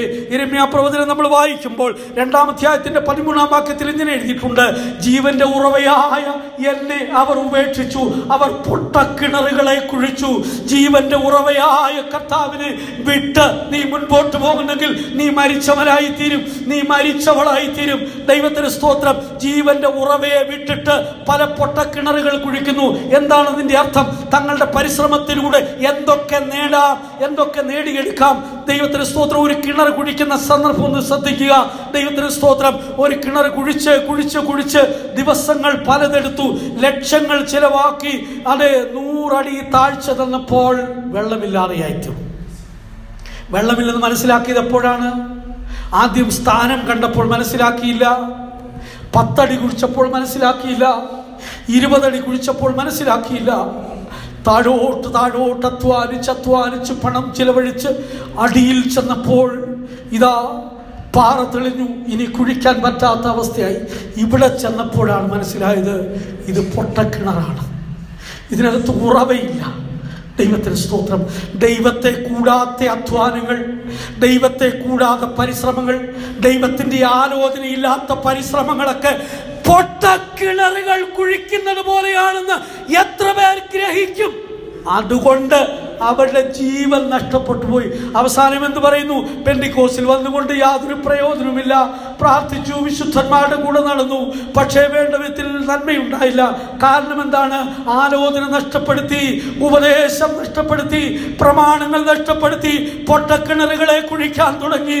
ഒടുവിലാണ് മനസ്സിലാക്കുന്നത് വെള്ളമില്ല എന്നത്. ദൈവത്തിന് സ്തോത്രം. ആകയാൽ നമുക്കിന്ന് പകൽക്കാലം ഒരു തീരുമാനമെടുക്കാം. ദൈവത്തിന്റെ വഴികളിലൂടെ നടക്കുവാൻ, ദൈവത്തിന്റെ ആലോചന പ്രകാരം ജീവിപ്പാൻ, ജീവന്റെ ഉറവയായ കർത്താവിനെ മുറുകെ പിടിക്കുവാൻ നമുക്കിടയായി തീരട്ടെ. ജീവന്റെ ഉത്ഭവം എവിടെയാണെന്ന് സദൃശവാക്യങ്ങൾ 4-ാം അധ്യായത്തിന്റെ 23-ാം വാക്യത്തിൽ എഴുതിയിട്ടുണ്ട്. ജീവന്റെ ഉത്ഭവം അവിടെയാണല്ലോ. എവിടെ? സകല ജാഗ്രതയോടുകൂടി നിന്റെ ഹൃദയത്തെ കാത്തുകൊള്ളുക. ഹൃദയത്തിൽ നിന്നാണ് ജീവൻ ഉത്ഭവിക്കേണ്ടത്. ഹൃദയവും ദൈവവുമായിട്ടൊരു വലിയ കണക്ഷൻ ഉണ്ടായിരിക്കണം. പ്രാഗൽഭ്യം നഷ്ടപ്പെടുത്തുന്ന ജീവിതത്തിൽ ഉണ്ടാകരുത്. ആരാധനയ്ക്ക് തടസ്സമായ ജീവിതത്തിൽ ഉണ്ടാകരുത്. ദൈവത്തിന്റെ പാദപീഠത്തിൽ മുഴങ്കാൽ മടക്കുമ്പോൾ സ്വർഗം മുകളിൽ തുറക്കുമെന്നുള്ളൊരു വിശ്വാസം ഉണ്ടായിരിക്കട്ടെ. അതിന് തടസ്സമായത് എന്തൊക്കെയുണ്ടോ അത് നീക്കുവാൻ പൂർണ്ണമായി സമർപ്പിച്ചു കൊടുക്കുമ്പോൾ അതേ ദൈവം നിന്നെ ശുദ്ധീകരിച്ച് സ്വർഗവുമായിട്ട് നിന്റെ ഹൃദയത്തിനൊരു വലിയ കണക്ഷൻ ഉണ്ടാകും. അത് ഒരു ജീവന്റെ ഉറവയായി മാറ്റപ്പെടും. ജീവന്റെ പുതുക്കത്തിൽ ഒരു മനുഷ്യൻ എങ്ങനെയായിത്തീരും? സ്നാനത്തിലൂടെ ജീവന്റെ പുതുക്കത്തിൽ നടക്കുന്നുവെന്നും പരിശുദ്ധാത്മാവിലൂടെ ജീവന്റെ സമൃദ്ധിയിലേക്കും മനുഷ്യൻ വരുന്നുവെന്നും തിരുവെഴുത്ത് വ്യക്തമായി നമ്മെ ഓർപ്പിക്കുന്നു. ആകയാൽ സ്തോത്രം. ഉണർന്നുകൊള്ളുക. ചാവാറായ ശേഷിപ്പുകളെ ഒക്കെ ഈ നാടുകളിൽ മനസ്സിലാക്കണം. ദൈവത്തിന് സ്തോത്രം. നമ്മുടെ ജീവിതത്തിൽ ചാവാറായ അവസ്ഥകൾ എവിടെയൊക്കെ ആയിരിക്കുന്നു. ചത്തുപോയില്ല, പക്ഷേ ദൈവം കണക്കാക്കുന്നത് മരിച്ചവരുടെ കൂട്ടത്തിലാണ്. ദൈവത്തിന് സ്തോത്രം. അല്പം അനക്കമുണ്ട്, ജീവനുണ്ട് എന്ന പേരുണ്ട്, പക്ഷേ ഇപ്പോഴത്തെ അവസ്ഥ ജീവനില്ല.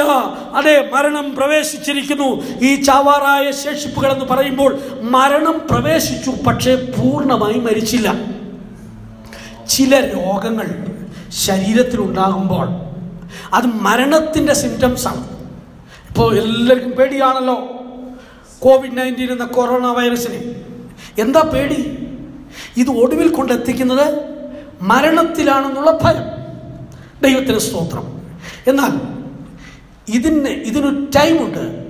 ആ ടൈം കഴിഞ്ഞാൽ പിന്നെ എന്ത് ചെയ്താലും ഫലിക്കുകയില്ല. ദൈവത്തിന് സ്തോത്രം. ഒരു എക്സാമ്പിളാണ് പറയുന്നത്. ഏത് രോഗങ്ങളും അതിൻ്റെ ക്ലൈമാക്സിൽ എത്തിക്കഴിഞ്ഞാൽ പിന്നെ മരണത്തിലേക്ക് കൊണ്ടുപോകും. ഏത് വിദഗ്ധന്മാരായ ഡോക്ടേഴ്സും ഒരു രോഗിയെ ചികിത്സിച്ച് ആ രോഗിയുടെ നില ഒരു പ്രത്യേക അവസ്ഥയിൽ എത്തിച്ചേരുമ്പോൾ അവർ പറയും, ഞങ്ങൾക്ക് ചെയ്യാനുള്ളതെല്ലാം ചെയ്തു കഴിഞ്ഞു. ദൈവത്തിന് സ്തോത്രം. ഇനി ദൈവം എന്തെങ്കിലും ചെയ്തേ പറ്റൂ. അപ്പോൾ ഡോക്ടർക്ക് കഴിയാത്തത് ദൈവത്തിന് കഴിയുമെന്ന് ഡോക്ടർ സമ്മതിക്കുന്നുണ്ട്. ഡോക്ടറെ കൊണ്ട് പറ്റാത്തത് അങ്ങനെ ലാസ്റ്റിലാണ് ദൈവസന്നിധി വരുന്നത്. ഞങ്ങളുടെ ശ്രമങ്ങളെല്ലാം കഴിഞ്ഞു, ഇനി ലാസ്റ്റ് ചാൻസാണ് ദൈവത്തിന് കൊടുത്തിരിക്കുന്നത്. ഫസ്റ്റ് ചാൻസ് ഒരിക്കലും ദൈവത്തിന് കൊടുക്കത്തില്ല. ഫസ്റ്റ് ചാൻസ് ഡോക്ടർക്കാണ്. പിന്നെ സെക്കൻഡ് ചാൻസ് അതിനേക്കാൾ വലിയ ഡോക്ടർ ഉണ്ടെങ്കിൽ അവർക്ക്. അത് കഴിഞ്ഞ് തീരെ ഗതിയില്ലാകുമ്പോൾ അവസാന ചാൻസ് ആർക്ക് കൊടുക്കും? ദൈവത്തിന്. എന്ന് പറഞ്ഞാൽ ഒരു കാര്യം വെളിപ്പെടുന്നുണ്ട്, ആർക്കും കഴിയാത്തത് ദൈവത്തിനെ കൊണ്ട് കഴിയത്തുള്ളൂ എന്നുള്ളത് അതിനകത്ത് വെളിപ്പെടുകയാണ്. ദൈവത്തിന് സ്തോത്രം. അപ്പോൾ ഒരു സമയം കഴിയുമ്പോൾ ഈ രോഗിക്ക് മരുന്ന് ഏൽക്കാത്ത അവസ്ഥയുണ്ടാകും. ഇതുപോലെ ആത്മീയ ലോകത്തിൽ മരണം പല നാളുകളിൽ നിന്റെ ഹൃദയത്തെ പിടികൂടി, മനസാക്ഷി നഷ്ടപ്പെട്ടു പോയി, ആരാധിക്കുന്നില്ല, ദൈവത്തെ സ്തുതിക്കുന്നില്ല, അഭിഷേകം കുറഞ്ഞു, ഇങ്ങനെ കുറഞ്ഞ് ഓൺലൈൻ ആരാധനയിലേക്ക് പോയി. ദൈവത്തിന് സ്തോത്രം. ഇനി ക്രമേണ അതും കഴിഞ്ഞിട്ട് ഇപ്പോൾ വ്യക്തിപരമായ ബന്ധങ്ങളൊന്നുമില്ലല്ലോ. ദൈവത്തിന് സ്തോത്രം. ഓൺലൈൻ ആരാധന ഓരോരുത്തരുടെ ഫോണിലാണ്. അതുകൊണ്ട് ഹെഡ്ഫോൺ വെച്ച് കിടന്നുകൊണ്ട് ആരാധിക്കാം, ഉൾമുറിയിൽ വിശ്രമിച്ചുകൊണ്ട് ആരാധിക്കാം. ദൈവത്തിന് സ്തോത്രം. അങ്ങനെയുള്ള ഒരു അവസ്ഥയിലേക്ക് ലോകം പോയിക്കൊണ്ടിരിക്കുകയാണ്. ഇതിൻ്റെ അറ്റത്തെത്തിക്കഴിയുമ്പോൾ പിന്നെ അവരെ എഴുന്നേൽപ്പിക്കാൻ പറ്റുകയില്ല. ആയതുകൊണ്ട് കർത്താവിൻ്റെ പ്രത്യക്ഷതയ്ക്ക് മുൻപ്, കൃപാകാലം അവസാനിക്കുന്നതിന് മുൻപ്, അധർമ്മത്തിൻ്റെ മൂർത്തി ശക്തിയോടെ വെളിപ്പെടുന്നതിന് മുൻപ് നീ ഉണർത്തപ്പെട്ടാൽ, മടങ്ങി വന്നാൽ ദൈവം നിന്നോട് കരുണ കാണിക്കും. ഇന്നുള്ള സാഹചര്യങ്ങളിലൂടെ നഷ്ടപ്പെടാൻ പോകുന്ന ഒരവസ്ഥ അതിവേഗത്തിൽ വരാൻ പോകുന്നു. അധർമ്മമൂർത്തി വെളിപ്പെടുന്നതിന്റെ സിംറ്റംസ് ആണ് പ്രിയരെ ഇപ്പോൾ നാം കണ്ടുകൊണ്ടിരിക്കുന്നത്. ഈ സമയത്ത് നീ ഉണരാതിരുന്നാൽ, ഈ സമയത്ത് നിന്റെ ആത്മീയ ജീവിതത്തെ പണിയാതിരുന്നാൽ, എപ്പോൾ നിന്റെ ആത്മീയ ജീവിതത്തെ പണിയും? എപ്പോൾ നീ മടങ്ങി വരും? എപ്പോൾ നീ വിശുദ്ധി പ്രാപിക്കും? ഇനി ഒരു കാര്യം ഓർപ്പിക്കും, ദൈവത്തിൻ്റെ ആത്മാവ് എല്ലായ്പ്പോഴും ബാധിച്ചുകൊണ്ടിരിക്കുകയില്ല. നോഹയുടെ കാലത്ത് നോഹ എന്ന ദൈവദാസൻ അനേകരോട് കവനപ്രസംഗങ്ങൾ നടത്തി. ദൈവത്തിൻ്റെ ആത്മാവ് വാദിച്ചു കൊണ്ടിരുന്നു എന്നാണ് ദൈവത്തിൻ്റെ വചനം പറയുന്നത്. പിന്നീട് പറയുന്നത്, ദൈവത്തിൻ്റെ ആത്മാവ് സദാകാലവും വാദിക്കില്ല. എപ്പോഴും ദൈവത്തിൻ്റെ ആത്മാവ് ഉണരെ, പ്രാർത്ഥിക്ക്, കർത്താവിൻ്റെ വരവെടുത്തു, ഇതൊന്നും പറഞ്ഞു തരികയില്ല. അതും നിൽക്കാൻ പോകുകയാണ്. ഒരു പ്രവചന ശബ്ദങ്ങൾ പലത് ത്യജിച്ചവർ ഇന്നൊരു പ്രവചന ശബ്ദം കേൾക്കാൻ കൊതിക്കുന്നുണ്ട്. എത്രയോ നല്ല ആലോചനകൾ നിസ്സാരമാക്കിയവർ ഇന്ന് ഒരു ആലോചന കേൾക്കാൻ കൊതിക്കുന്നുണ്ട്. എത്രയോ ആരാധന, ഞാനിപ്പോഴും ഓർക്കുന്നു, ചിലർ ആരാധന സ്ഥലത്താണ് മെസ്സേജുകൾ കൈമാറുന്നത്. വാട്സപ്പ് മെസ്സേജുകൾ കൈമാറുന്നു, മൊബൈൽ കളി, ഇതൊക്കെയാണ് പലയിടത്തും നടക്കുന്നത്. അങ്ങനെയുള്ളവന് എന്തിനാണ് ആരാധന സ്ഥലം? മൊബൈൽ കളിക്കാനാണോ ആരാധന സ്ഥലം? മെസ്സേജ് കൈമാറാനാണോ ആരാധന സ്ഥലം? ഇരുന്ന് വിശ്രമിച്ച് സമയം തീർക്കുവാൻ വേണ്ടിയാണോ? ഉറങ്ങി മെനക്കെടുത്തുവാൻ വേണ്ടിയാണോ ആരാധന സ്ഥലം? മറുപടി പറയേണ്ടത് ആരാണ്? ദൈവത്തിന് സ്തോത്രം. കഴിഞ്ഞ കാലങ്ങളിലെ ജീവിതത്തിലെ ബലഹീനതകൾ മനസ്സിലാക്കിക്കൊണ്ട് ഈ കിട്ടിയ ഈ ഒരു ചെറിയ ചാൻസ്, അധർമ്മമൂർത്തി വെളിപ്പെടുന്നതിന് മുൻപ് കിട്ടിയ ഈ ചെറിയ ചാൻസ്, നെടുമ്പാട് വീണ് കരഞ്ഞ് വിലപിച്ച് ജീവിതത്തിലെ കുറവുകളെല്ലാം ഓരോന്നോരോന്നായി ഏറ്റുപറഞ്ഞ് ഉപേക്ഷിച്ച് വിടുവിക്കപ്പെടുവാൻ മനസ്സ് വയ്ക്കുന്നുവെങ്കിൽ ദൈവം നിന്നോട് കരുണ കാണിക്കും. ഉടുപ്പ് മലിനമാകാത്ത കുറെ പേർ ഇതിൻ്റെ ഇടയിലുണ്ട്. നീ അത് ചിലപ്പോൾ കാണുന്നില്ല. നിന്റെ കണ്ണിൽ പിന്മാറ്റക്കാരെ മാത്രമേ കാണുകയുള്ളൂ. നിന്റെ കണ്ണിൽ കൃപ നഷ്ടപ്പെട്ടു പോരെ ആയിരിക്കാം നീ കാണുന്നത്. എങ്കിലും ഇതിൻ്റെ ഇടയിൽ കുറച്ചുപേരെ ദൈവം സൂക്ഷിക്കുന്നുണ്ട്. ബാലിന് മുട്ടുമടക്കാത്ത കുറെ പ്രവാചകന്മാരെ, 7000 പ്രവാചകന്മാരെ ഓബദ്യാവിന്റെ സഹായത്തിലൂടെ സൂക്ഷിച്ച ദൈവം ബാബിലോണിൽ തന്റെ ഭക്തന്മാർക്ക് ജീവന് ഹാനി വരാതെ സൂക്ഷിച്ച ദൈവം പത്മോസ് ദ്വീപിൽ ദർശനങ്ങളോട് വെളിപ്പാടുകളോട് ചെന്ന ദൈവം കാരാഗൃഹത്തിൽ അതേ വിടുതലിന്റെ കരവുമായിട്ട് ഇറങ്ങിച്ചെന്ന ദൈവം ഇന്നും തന്നെ സ്നേഹിക്കുന്നവർക്ക് അനാഥരല്ല എന്ന് മറന്നു പോകരുത്. ദൈവത്തിന് സ്തോത്രം. ഇതാ ഇങ്ങനെയുള്ള മരിച്ചവരുടെ എണ്ണം ഒരു ഭാഗത്ത് വർദ്ധിക്കുമ്പോഴും കുറച്ചുപേർ അവിടെ ഭൂരിപക്ഷമില്ല. പെന്തിക്കോസിൽ ഭൂരിപക്ഷത്തിന് പ്രാധാന്യം കൊടുക്കാതെ, ലോകമഹത്വത്തിന് പ്രാധാന്യം കൊടുക്കാതെ, ലോകത്തിൽ വെളിപ്പെടുന്നതിന് പ്രാധാന്യം കൊടുക്കാതെ കുറച്ചുപേരുണ്ട്. ദൈവമക്കളെ, ഇന്ന് പെന്തിക്കോസ്ത് ലോകത്തിലും മുഖ്യധാര പെന്തിക്കോസ്തുകാരായി വെളിപ്പെടുന്ന ധാരാളം വിഭാഗങ്ങളുണ്ട്.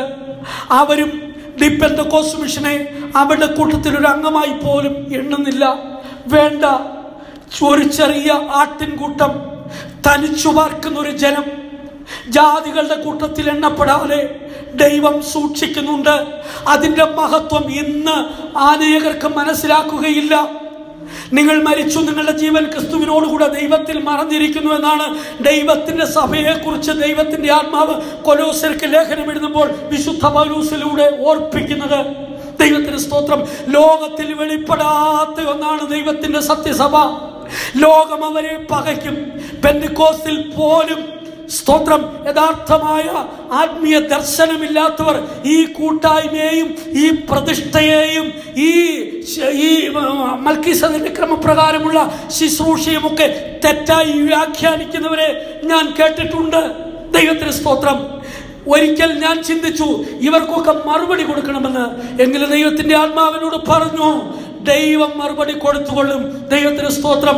ആയതുകൊണ്ടാണ് നമ്മുടെ വിശുദ്ധന്മാർ നമുക്കെതിരെ ഏത് ആക്ഷേപങ്ങൾ വന്നിരുന്നാലും ഓൺലൈനിൽ മറുപടി കൊടുക്കുവാൻ ഒരു വിശുദ്ധനും മുൻപോട്ട് വന്നില്ല. മറുപടി ഇല്ലാത്തത് കൊണ്ടോ വേദപുസ്തക പ്രകാരം ആൻസർ ഇല്ലാത്തത് കൊണ്ടോ അല്ല. മുൻകാലത്ത് നമുക്കെതിരായി പുസ്തകങ്ങൾ ധാരാളം അടിച്ചിറക്കിയിട്ടുണ്ട്, നമുക്കെതിരെ പ്രസംഗ വേദികൾ ഒരുക്കിയിട്ടുണ്ട്. എങ്കിലും മറുപടി പറയുവാൻ പോയിട്ടില്ല.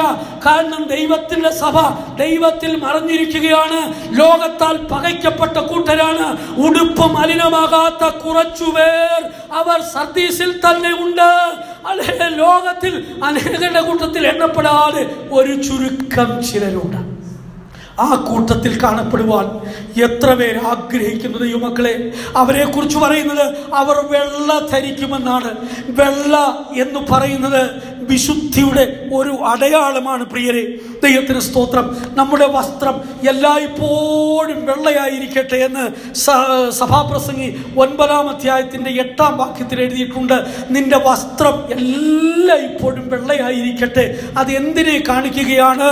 ഈ സർദീസിലെ സഭയിലുള്ള ദൈവജനത്തെ കുറിച്ച് പോലും ദൈവത്തിന്റെ ആത്മാവ് വെളിപ്പെടുത്തുന്ന ഭാഗം എന്താണ് വെളിപ്പെടുത്തുന്നത്?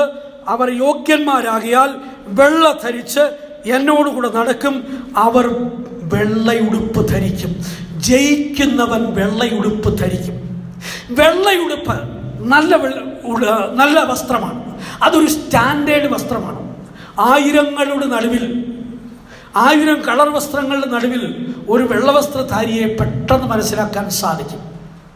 അത് യോഗ്യന്മാർ മാത്രം ധരിക്കുന്നതാണ്. ചിലരെല്ലാം ആ വെള്ളവസ്ത്രത്തെ കുറ്റം പറയുന്നത് കേട്ടിട്ടുണ്ട്. വസ്ത്രം ഏതായാലും എന്താ? ദൈവത്തിന് സ്തോത്രം. വസ്ത്രത്തിന്റെ ബേസിലല്ല സ്വർഗത്തിൽ പോകുന്നത്. എങ്കിലും നമ്മുടെ വിശുദ്ധന്മാർ ഈ വെള്ളവസ്ത്രത്തിന് പ്രാധാന്യം കൊടുത്തത് ഒരു വേർപെട്ട ജീവിതത്തിന്റെ അടയാളം. അതൊരു യൂണിഫോം എന്ന് മാത്രമേ ഉള്ളൂ. അതിന്റെ കെയർ ഓഫിലല്ല സ്വർഗത്തിൽ പോകുന്നത്. അമേരിക്കയിലും മറ്റ് സ്ഥലങ്ങളിലൊക്കെ ഈ വസ്ത്രത്തിന് അധികം പ്രാധാന്യം കൊടുക്കുന്നില്ല.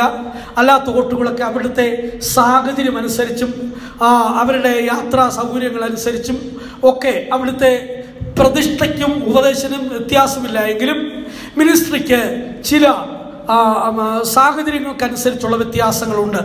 ആയതുകൊണ്ട് അവർ ആ രീതിയിൽ വസ്ത്രത്തിന് വലിയ പ്രാധാന്യം കൊടുക്കുന്നില്ലെന്ന് മാത്രമേ ഉള്ളൂ. ദൈവത്തിന് സ്തോത്രം. എങ്കിലും നമ്മുടെ ഇടയിൽ ഇന്ത്യയിലും മറ്റ് സ്ഥലങ്ങളിലൊക്കെ ഈ വെള്ളവസ്ത്രത്തിന് തന്നെയാണ് പ്രാധാന്യം കൊടുക്കുന്നത്. അത് യോഗ്യന്മാർ ധരിക്കുന്ന ഒരു വസ്ത്രമാണ്. ദൈവത്തിന് സ്തോത്രം. ഒരിക്കൽ ഞാൻ പറഞ്ഞു, ആരാധനയ്ക്ക് വരുന്നവരെല്ലാം വെള്ളവസ്ത്രധാരികളായിട്ട് വന്നാൽ വളരെ നല്ലതാണ്. പിന്നെ യോഗ്യന്മാരല്ല എന്ന് തോന്നിയെങ്കിൽ അവരേതെങ്കിലുമൊക്കെ ധരിച്ചു കൊള്ളട്ടെ എന്ന് ഞാൻ പറഞ്ഞിട്ടുണ്ട്. ദൈവത്തിന് സ്തോത്രം. അതൊരു യഥാർത്ഥ മറുപടിയല്ല. ദൈവത്തിന് സ്തോത്രം. എങ്കിലും ഞാനത് പറഞ്ഞിട്ടുണ്ട്. ആരാധനാലയത്തിൽ എല്ലാവരും വെള്ളവസ്ത്രം ധരിച്ചു വരുന്നതാണ് ഏറ്റവും മനോഹരം. ദൈവത്തിന് സ്തോത്രം. അത് നല്ലൊരു വസ്ത്രമാണ്. അത് ഒരു സ്റ്റാൻഡേർഡ് വസ്ത്രമാണ്. വേറൊരു പ്രത്യേകതയുണ്ട്. നിങ്ങൾക്ക് ഒരു വെള്ള സാരിയേ ഉള്ളെങ്കിൽ നിങ്ങൾ 365 ദിവസം അതേ ധരിച്ചുള്ളെങ്കിലും ഈ വെള്ള വസ്ത്രം ധരിക്കുന്നവർക്ക് ഒന്നേ ഉള്ളെങ്കിലും പ്രശ്നമില്ല. കളറാണെങ്കിൽ അവർ ഇന്നലെ ഇതാണ് കൊടുത്തത്, അടുത്ത ദിവസം ഇത് തന്നെ കൊടുത്തത്, എല്ലാ യോഗത്തിനും ഇവർ ഇതാണ് കൊണ്ടുവരുന്നത്, മാർക്കറ്റിൽ പോകുമ്പോഴും ഇതാണ് കൊണ്ടുവരുന്നത് പറയും. പക്ഷെ വെള്ളവസ്ത്രം എനിക്ക് അത്ര ഷർട്ടുണ്ടെന്ന് ആർക്കും അറിയത്തില്ല. ദൈവത്തിന് സ്തോത്രം. ഈ ഒറ്റ ജോഡിയേ ഉള്ളെങ്കിലും ആർക്കും മനസ്സിലാകത്തില്ല. അത് മറ്റൊരു വിഷയമാണ്. ദൈവത്തിന് സ്തോത്രം. ഞാൻ ആ ഭാഗം വിടുന്നു. എന്നാൽ വെള്ളവസ്ത്രം ധരിക്കുക എന്ന് പറയുമ്പോൾ എന്താണ് അത് വെളിപ്പെടുത്തുന്നത്? മലിനമാകാത്ത ജീവിതം. ഉടുപ്പ് മലിനമാകാത്തവർ അവരാണ് വെള്ളവസ്ത്രം ധരിക്കുന്നത്. ഉടുപ്പ് എങ്ങനെ മലിനമാകുന്നു? ദൈവത്തിന് സ്തോത്രം. ഉടുപ്പ് മലിനമാകുന്നതിനെ കുറിച്ച് വിലാപങ്ങളുടെ പുസ്തകത്തിലേക്ക് വരുമ്പോൾ അവിടെ കാണുന്നതായ ഒരു കൂട്ടരെ നമുക്ക് കാണാൻ സാധിക്കുന്നു. അവിടെ 1-ാം അധ്യായത്തിൻ്റെ 9-ാം വാക്യത്തിൽ ജീവിതത്തിൻ്റെ മലിനത എടുത്തെങ്കിൽ എളുപ്പമായിരുന്നു. അവളുടെ അസൂസം അവളുടെ വസ്ത്ര ഓരങ്ങളിൽ ഇരുന്നത്. ദൈവത്തിന് സ്തോത്രം. അശുദ്ധി അല്ലെങ്കിൽ അവളുടെ മലിനത ഉടുപ്പിൻ്റെ വിളിമ്പിൽ കാണുന്നു. അതായത് വസ്ത്രം മലിനമായി തീരുന്നു എന്ന് പറഞ്ഞാൽ ജീവിതത്തിൻ്റെ അശുദ്ധിയാണ്. നിന്റെ വസ്ത്രം വെള്ളയായിരിക്കട്ടെ എന്ന് പറഞ്ഞാൽ ജീവിതത്തിൽ അശുദ്ധി പറ്റാതെ സൂക്ഷിക്കുക. ദൈവത്തിന് സ്തോത്രം. കുറച്ചുപേരെ ദൈവം വേർപെടുത്തിയിട്ട് കുറച്ചുപേരെ ദൈവം സെപ്പറേറ്റ് ചെയ്ത് കാണിക്കുകയാണ്. ഇവർ ജീവിതത്തിൽ മാലിന്യം പ്രവേശിക്കാത്തവരാണ്. ഇവർ തങ്ങളുടെ ഉടുപ്പിനെ മലിനപ്പെടുത്താത്തവരാണ്. മാത്രമല്ല ഇവർ നടക്കുന്നത് ആരോടുകൂടെയാണ്? കർത്താവിനോടുകൂടെ. ദൈവത്തിന് സ്തോത്രം.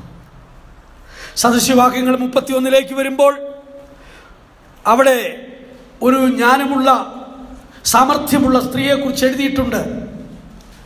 അവളെക്കുറിച്ച് എഴുതിയിരിക്കുന്നത് ബലവും മഹിമയും അവളുടെ ഉടുപ്പ്, ഭാവി കാലമോർത്ത് അവൾ പുഞ്ചിരി തൂങ്ങുന്നു. ദൈവത്തിന് സ്തോത്രം. എന്നാൽ വിലാപങ്ങളുടെ പുസ്തകം 1-ാം അധ്യായത്തിൻ്റെ 9-ാം വാക്യത്തിൽ എഴുതിയിരിക്കുന്നത് ആ ഉടുപ്പിൻ്റെ മലിനത വസ്ത്രത്തിന്റെ വിളിമ്പിൽ വന്നതിന്റെ കാരണം ഭാവികാലം അവൾ ഓർത്തില്ല. ഭാവികാലത്തെ കുറിച്ചുള്ള ചിന്ത നഷ്ടപ്പെട്ടു പോകുമ്പോഴാണ് മാലിന്യം പ്രവേശിക്കുന്നത്. ദൈവത്തിന് സ്തോത്രം. ഭാവികാലത്തെ കുറിച്ചുള്ള പ്രത്യാശ നഷ്ടപ്പെട്ടു പോകുമ്പോൾ മാലിന്യം പ്രവേശിക്കും. അതുകൊണ്ടാണ് യോഹന്നാൻ അപ്പോസ്തലൻ പറയുന്നത്, അവനിൽ ഈ പ്രത്യാശയുള്ളവനെല്ലാം അവൻ നിർമ്മലനായിരിക്കുന്ന പോലെ തന്നെ നിർമ്മലീകരിക്കുന്നു. തങ്ങളെ തന്നെ വിശുദ്ധീകരിച്ച് തങ്ങളെ തന്നെ ഒരുക്കിക്കൊണ്ടിരിക്കും. തങ്ങളുടെ വസ്ത്രം വെള്ളയായിക്കൊണ്ടിരിക്കും. ഈ വെള്ളവസ്ത്രം എന്ന് പറയുന്നത് ജയജീവിതത്തിന്റെ അടയാളമാണ്. ഒരു ജയാളിയെ ചേർക്കുവാൻ വേണ്ടിയാണ് യേശു വെളിപ്പെടുന്നത്. ജയജീവിതത്തിലേക്ക് നമ്മെ നയിക്കുന്ന ഉപദേശങ്ങളാണ് ദൈവത്തിന്റെ ആത്മാവ് നമുക്ക് തരുന്നത്. ദൈവത്തിന്റെ പ്രമാണം നമ്മെ ജയജീവിതത്തിലേക്ക് കൊണ്ടുവരുന്നതാണ്. ദൈവത്തിന്റെ സ്തോത്രം. അങ്ങനെയുള്ളവർ ജയാളികൾ. അവരാണ് തങ്ങളുടെ പ്രവർത്തികൾ ദൈവത്തിന്റെ സന്നിധിയിൽ പൂർണ്ണതയുള്ളതായി ചെയ്യുന്നത്. ജീവിതത്തിൽ ദൈവികമായ പ്രവർത്തികൾ അപൂർണതയുള്ളതായി, മറ്റ് ലോകത്തിലെ എല്ലാ കാര്യങ്ങളും പൂർണ്ണപ്പെടുത്താൻ മനുഷ്യൻ പരിശ്രമിക്കുന്നു. എല്ലായിടത്തും ഒരു പൂർണ്ണത ആഗ്രഹിക്കുന്നു. ഒരു വീട് പണിതാൽ പകുതിയാക്കിയിട്ടാൽ നമുക്ക് വലിയ ദുഃഖമാണ്. അത് പൂർണ്ണപ്പെടുത്തണം. മറ്റേതെങ്കിലും ഒരു പ്രവൃത്തി ചെയ്താൽ അതിലെല്ലാം പൂർണ്ണത ആവശ്യമാണ്. പക്ഷേ ആത്മീയ ജീവിതത്തിൽ പലപ്പോഴും അപൂർണമായിരിക്കുന്നു. ദൈവത്തിന് സ്തോത്രം. തീരുമാനമെടുത്താൽ അതിനെ പൂർണ്ണതയിൽ എത്തിക്കുവാൻ കഴിയുന്നില്ല. പ്രതിഷ്ഠ എടുത്താൽ അതിനെ പൂർണ്ണതയിൽ എത്തിക്കുവാൻ കഴിയുന്നില്ല. ജീവിതത്തിൽ ദൈവസന്നിധിയിൽ ഒരു പൂർണ്ണതയിലേക്ക് വരുവാൻ ആഗ്രഹിക്കാത്ത എത്രയോ മനുഷ്യരുണ്ട്. യാത്രയിൽ വഴിമധ്യേ വെച്ചിറങ്ങിപ്പോയവരെ പോലെ അനേകർ ലോകത്തുനിന്ന് ചിലപ്പോൾ മാറ്റപ്പെടുന്നു. എന്തുകൊണ്ടാണ്? ലഭിച്ച അവസരങ്ങൾ നഷ്ടപ്പെട്ടു പോകുന്നത് കൊണ്ട്. ആകയാൽ നമ്മുടെ പ്രവൃത്തികളെല്ലാം പൂർണ്ണതയുള്ളതായി തീരട്ടെ. ദൈവം അതിൽ പ്രസാദിക്കട്ടെ. പ്രിയരെ, ലോകത്തെ നമുക്ക് നോക്കണ്ട. വീണ്ടും ഒരിക്കൽ കൂടെ ഓർപ്പിക്കുന്നു, അപൂർണരായ മനുഷ്യരെയും മരിച്ചവരെയും നമുക്ക് നോക്കണ്ട. എല്ലാ പൂർണ്ണതയുള്ളതായ പ്രവൃത്തിയിലേക്ക് നമ്മെ എത്തിക്കുവാൻ, നമ്മുടെ ജീവിതത്തെ പൂർണ്ണതയിൽ എത്തിക്കുവാൻ, അതാണ് പുതിയ നിയമ ശുശ്രൂഷയുടെ ഉദ്ദേശം. അവനെ ഞങ്ങൾ അറിയിക്കുന്നതിൽ ഏതു മനുഷ്യനെയും ക്രിസ്തുവിൽ പൂർണ്ണരായി തികഞ്ഞവരായി നിർത്തേണ്ടതിന് ഏതു മനുഷ്യനെയും പ്രബോധിപ്പിക്കുകയും ഏതു മനുഷ്യനോടും സകല ജ്ഞാനത്തോടും കൂടെ ഉപദേശിക്കുകയും ചെയ്യുന്നു. ക്രിസ്തുവിലുള്ള ജ്ഞാനത്തോടു കൂടെ ഉപദേശിക്കുന്നതിന്റെ ഉദ്ദേശം എന്താണ്? എല്ലാ മനുഷ്യരും പൂർണ്ണരായി തീരണം. പെന്തിക്കോസിൽ വന്നിട്ട് കാർ വാങ്ങണം, അതേ വീട് വെക്കണം, മറ്റെല്ലാ നന്മകളും ഉണ്ടാകണമെന്നല്ല. കാർ വാങ്ങിച്ചില്ലെങ്കിലും, പണിത വീടിന്റെ പണി പൂർത്തിയായില്ലെങ്കിലും, നഷ്ടങ്ങൾ ഉണ്ടായിരുന്നാലും, പ്രയാസങ്ങൾ വർദ്ധിച്ചിരുന്നാലും, ആത്മീയ ജീവിതം പൂർണ്ണമാകാതെ ലോകം വിട്ടുപോകുവാനില്ല വരുത്. നാം പൂർണ്ണമാക്കപ്പെടാതിരിക്കുന്ന സമയത്ത് യേശു വന്നാൽ നമ്മുടെ അവസ്ഥ എന്തായിത്തീരും? കൈവിടപ്പെട്ട അവസ്ഥയിലായിത്തീരും. അങ്ങനെ ആകാതിരിക്കുവാൻ വേണ്ടിയാണ് ദൈവത്തിന്റെ ആത്മാവ് സഭയോട് ഇടപെട്ടുകൊണ്ടിരിക്കുന്നത്. യോഗ്യന്മാർ വെള്ള ധരിച്ച് ദൈവത്തോടു കൂടെ വസിക്കുന്നവരായി വിജയാളികളായി സിംഹാസനത്തിരിക്കുന്ന ആളുകൾ ഇതാ ഏറ്റവും ആസന്നമായിരിക്കുന്നു. നഷ്ടപ്പെടുത്തി കളഞ്ഞ സമയത്തെ ഓർത്താനുഭവിച്ച് കർത്താവിനോട് അടുത്ത് വരുവാൻ കഴിയുമെങ്കിൽ നിന്റെ ജീവിതത്തെ പൂർണ്ണപ്പെടുത്തുവാൻ ആവശ്യമായ ഒരു കൃപ നിന്റെ മേൽ പകർന്ന് നിന്നെ ബലപ്പെടുത്തുവാൻ കർത്താവ് ആഗ്രഹിക്കുന്നു. നിന്റെ അപൂർണതകളിൽ നിന്ന് ദൈവം നിന്നെ വിടുവിക്കുവാൻ ആഗ്രഹിക്കുന്നു. നിന്റെ പരാജയത്തിൽ നിന്ന് ദൈവം നിന്നെ വിടുവിക്കുവാൻ ആഗ്രഹിക്കുന്നു. ഇന്ന് പകൽക്കാലം ദൈവത്തിന്റെ ആത്മാവ് ഉണർത്തിക്കുന്ന ദൈവത്തിന്റെ വചനം കേൾക്കുന്ന പ്രിയരെ, നിങ്ങളെ തന്നെ വഞ്ചിക്കാതിരിപ്പീൻ. ദൈവത്തിന്റെ ആത്മാവാണ് ഇപ്പോൾ ഹൃദയത്തോട് സംസാരിക്കുന്നതെന്ന് എത്ര പേർ ഏറ്റെടുക്കും? പ്രിയരെ, ഹൃദയത്തോട് സംസാരിക്കുന്നത് എത്ര പേര് ഏറ്റെടുക്കും? ദൈവത്തിന്റെ ആത്മാവിതാ പറയുകയാണ്, നീ പ്രാപിക്കുകയും കേൾക്കുകയും ചെയ്തതെല്ലാം നീ ഒന്ന് ഓർക്കുക, അങ്ങനെ നീ മടങ്ങി വരിക. കഴിഞ്ഞ നാളുകളിൽ നീ പ്രാപിച്ചതുണ്ടല്ലോ, കഴിഞ്ഞ നാളുകളിൽ നീ എത്രയോ വലിയ കാര്യങ്ങൾ ദൈവസന്നിധി വന്ന് പ്രാപിച്ചു, എത്രയോ ശ്രേഷ്ഠമായ ഉപദേശം നീ കേട്ടു. അത് ഇപ്പോൾ നീ ഓർക്കാൻ പറയുകയാണ്. നിനക്ക് ആരാധനയ്ക്ക് പങ്കെടുക്കാൻ കഴിഞ്ഞില്ലെങ്കിൽ കേട്ട ഉപദേശങ്ങൾ നീ ഒന്ന് അയവിറക്കുക, നീ അതൊന്ന് ഓർക്കുക, നീ ഒന്ന് ജ്ഞാപകത്തിലേക്ക് കൊണ്ടുവരിക. അതിനെ ഓർത്ത് ജീവിതത്തിലെ കുറവുകൾ കണ്ടുണർന്ന് കർത്താവിന്റെ പാദപീഠത്തിൽ സമർപ്പിച്ചാൽ നീ അന്യപ്പെട്ടു പോകുകയില്ല. ഒന്നുകൂടെ പറഞ്ഞാൽ നീ കൈവിടപ്പെട്ടു പോകുകയില്ല. അതെ, നിന്റെ സമയം കഴിഞ്ഞു പോയാൽ നീ ഉണർന്നത് കൊണ്ട് പ്രയോജനമില്ല. ഒരിക്കൽ കൂടെ ഓർമ്മിക്കുന്നു, ദൈവത്തിന്റെ ആത്മാവെല്ലാം ഇപ്പോഴും വാദിച്ചു കൊണ്ടിരിക്കുകയില്ല. ദൈവത്തിന്റെ ആത്മാവെല്ലാം ഇപ്പോഴും നിന്നോട് ഇടപെട്ടുകൊണ്ടിരിക്കുകയില്ല. നോഹയുടെ കാലത്ത് ദൈവത്തിന്റെ ആത്മാവ് വാദിച്ചു കൊണ്ടിരുന്നു. എന്നാൽ ഒരു സമയത്ത് ദൈവാത്മാവ് വാദിക്കുന്നതെല്ലാം നിന്നുപോയി. ഇതാ ഭയങ്കര ന്യായവിധി ഇതാ ലോകത്തിന്മേൽ വരുന്നു. ആർക്കും രക്ഷപ്പെടാൻ കഴിഞ്ഞില്ലല്ലോ, ആർക്കും രക്ഷപ്പെടാൻ കഴിഞ്ഞില്ലല്ലോ. ആർക്കും രക്ഷപ്പെടുവാൻ കഴിയാത്ത ഒരു ന്യായവിധി അതിവേഗം വരുന്നതിന്റെ മുന്നോടിയായിട്ട് വന്നുകൊണ്ടിരിക്കുന്ന താൽക്കാലിക ന്യായവിധിയാണ് ഇന്ന് ലോകത്തിൽ നേരിടുന്നതെന്ന് മനസ്സിലാക്കിക്കൊണ്ട് ആത്മീയ ജീവിതത്തെ കണ്ടുണർന്ന് ദൈവസന്നിധിയിൽ തങ്ങളുടെ ജീവിതത്തെ സമർപ്പിച്ച് കുറവുകൾ ഏറ്റുപറഞ്ഞ് വിശുദ്ധീകരിക്കുക. കർത്താവിന്റെ പരിശുദ്ധ രക്തത്താൽ അനേകരെ കഴുകിക്കൊണ്ടിരിക്കുകയാണ്. തങ്ങളുടെ ഉടുപ്പുകൾ അതെ ഇന്ന് പകൽക്കാലം വെളുപ്പിക്കുവാൻ ആ രക്തം കൊണ്ട് കഴുകാം, നമുക്ക് വിശുദ്ധീകരിക്കാം. രക്തത്തിന്റെ ഫലമായി അനേകർ വിശുദ്ധീകരിക്കപ്പെട്ട് നിത്യതയിൽ ദൈവത്തോടു കൂടെ വസിക്കുന്ന നാളുകൾ ഏറ്റവും ആസന്നമായിരിക്കുന്നു. കാഹളം ധ്വനിക്കാറായി പ്രിയരെ, കാഹളത്തിന്റെ ശബ്ദം കേൾക്കാറായി പ്രിയരെ, മരിച്ചവർ ഉയർപ്പിക്കപ്പെടാറായി പ്രിയരെ, ഈ മധ്യ ശരീരത്തിന് മാറ്റം വരാറായി. ഈ മോർട്ടൽ ബോഡി മാറി ഒരു ഇമ്മോർട്ടൽ ബോഡി, ഒരു അമർത്തിയ ശരീരം വിശുദ്ധന്മാർക്ക് ലഭിക്കുന്ന നാളിക ഏറ്റവും ആസന്നമായിരിക്കുന്നു. ആ നാളിന് വേണ്ടി വരിക. തന്റെ പരിശുദ്ധ രക്തം ഇന്ന് പകൽക്കാലം നമ്മുടെ മേൽ തളിക്കട്ടെ. അവൻ നമ്മെ വിശുദ്ധീകരിക്കട്ടെ, അവൻ നമ്മെ ബലപ്പെടുത്തട്ടെ.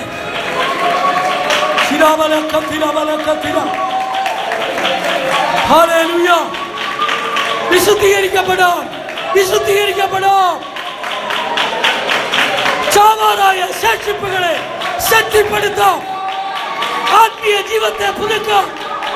യേശു വരാറായി, യേശു വെളിപ്പെടാറായി, വിശുദ്ധന്മാർ പറന്നു പോകാറായി.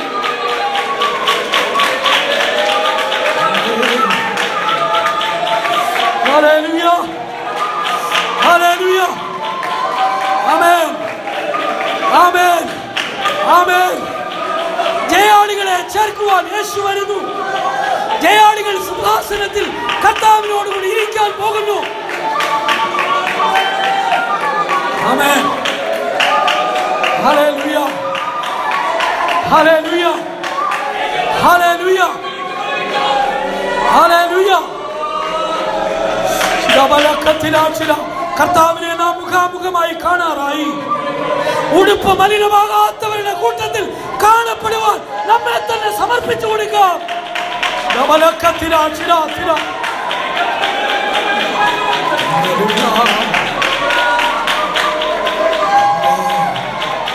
Hallelujah, hallelujah.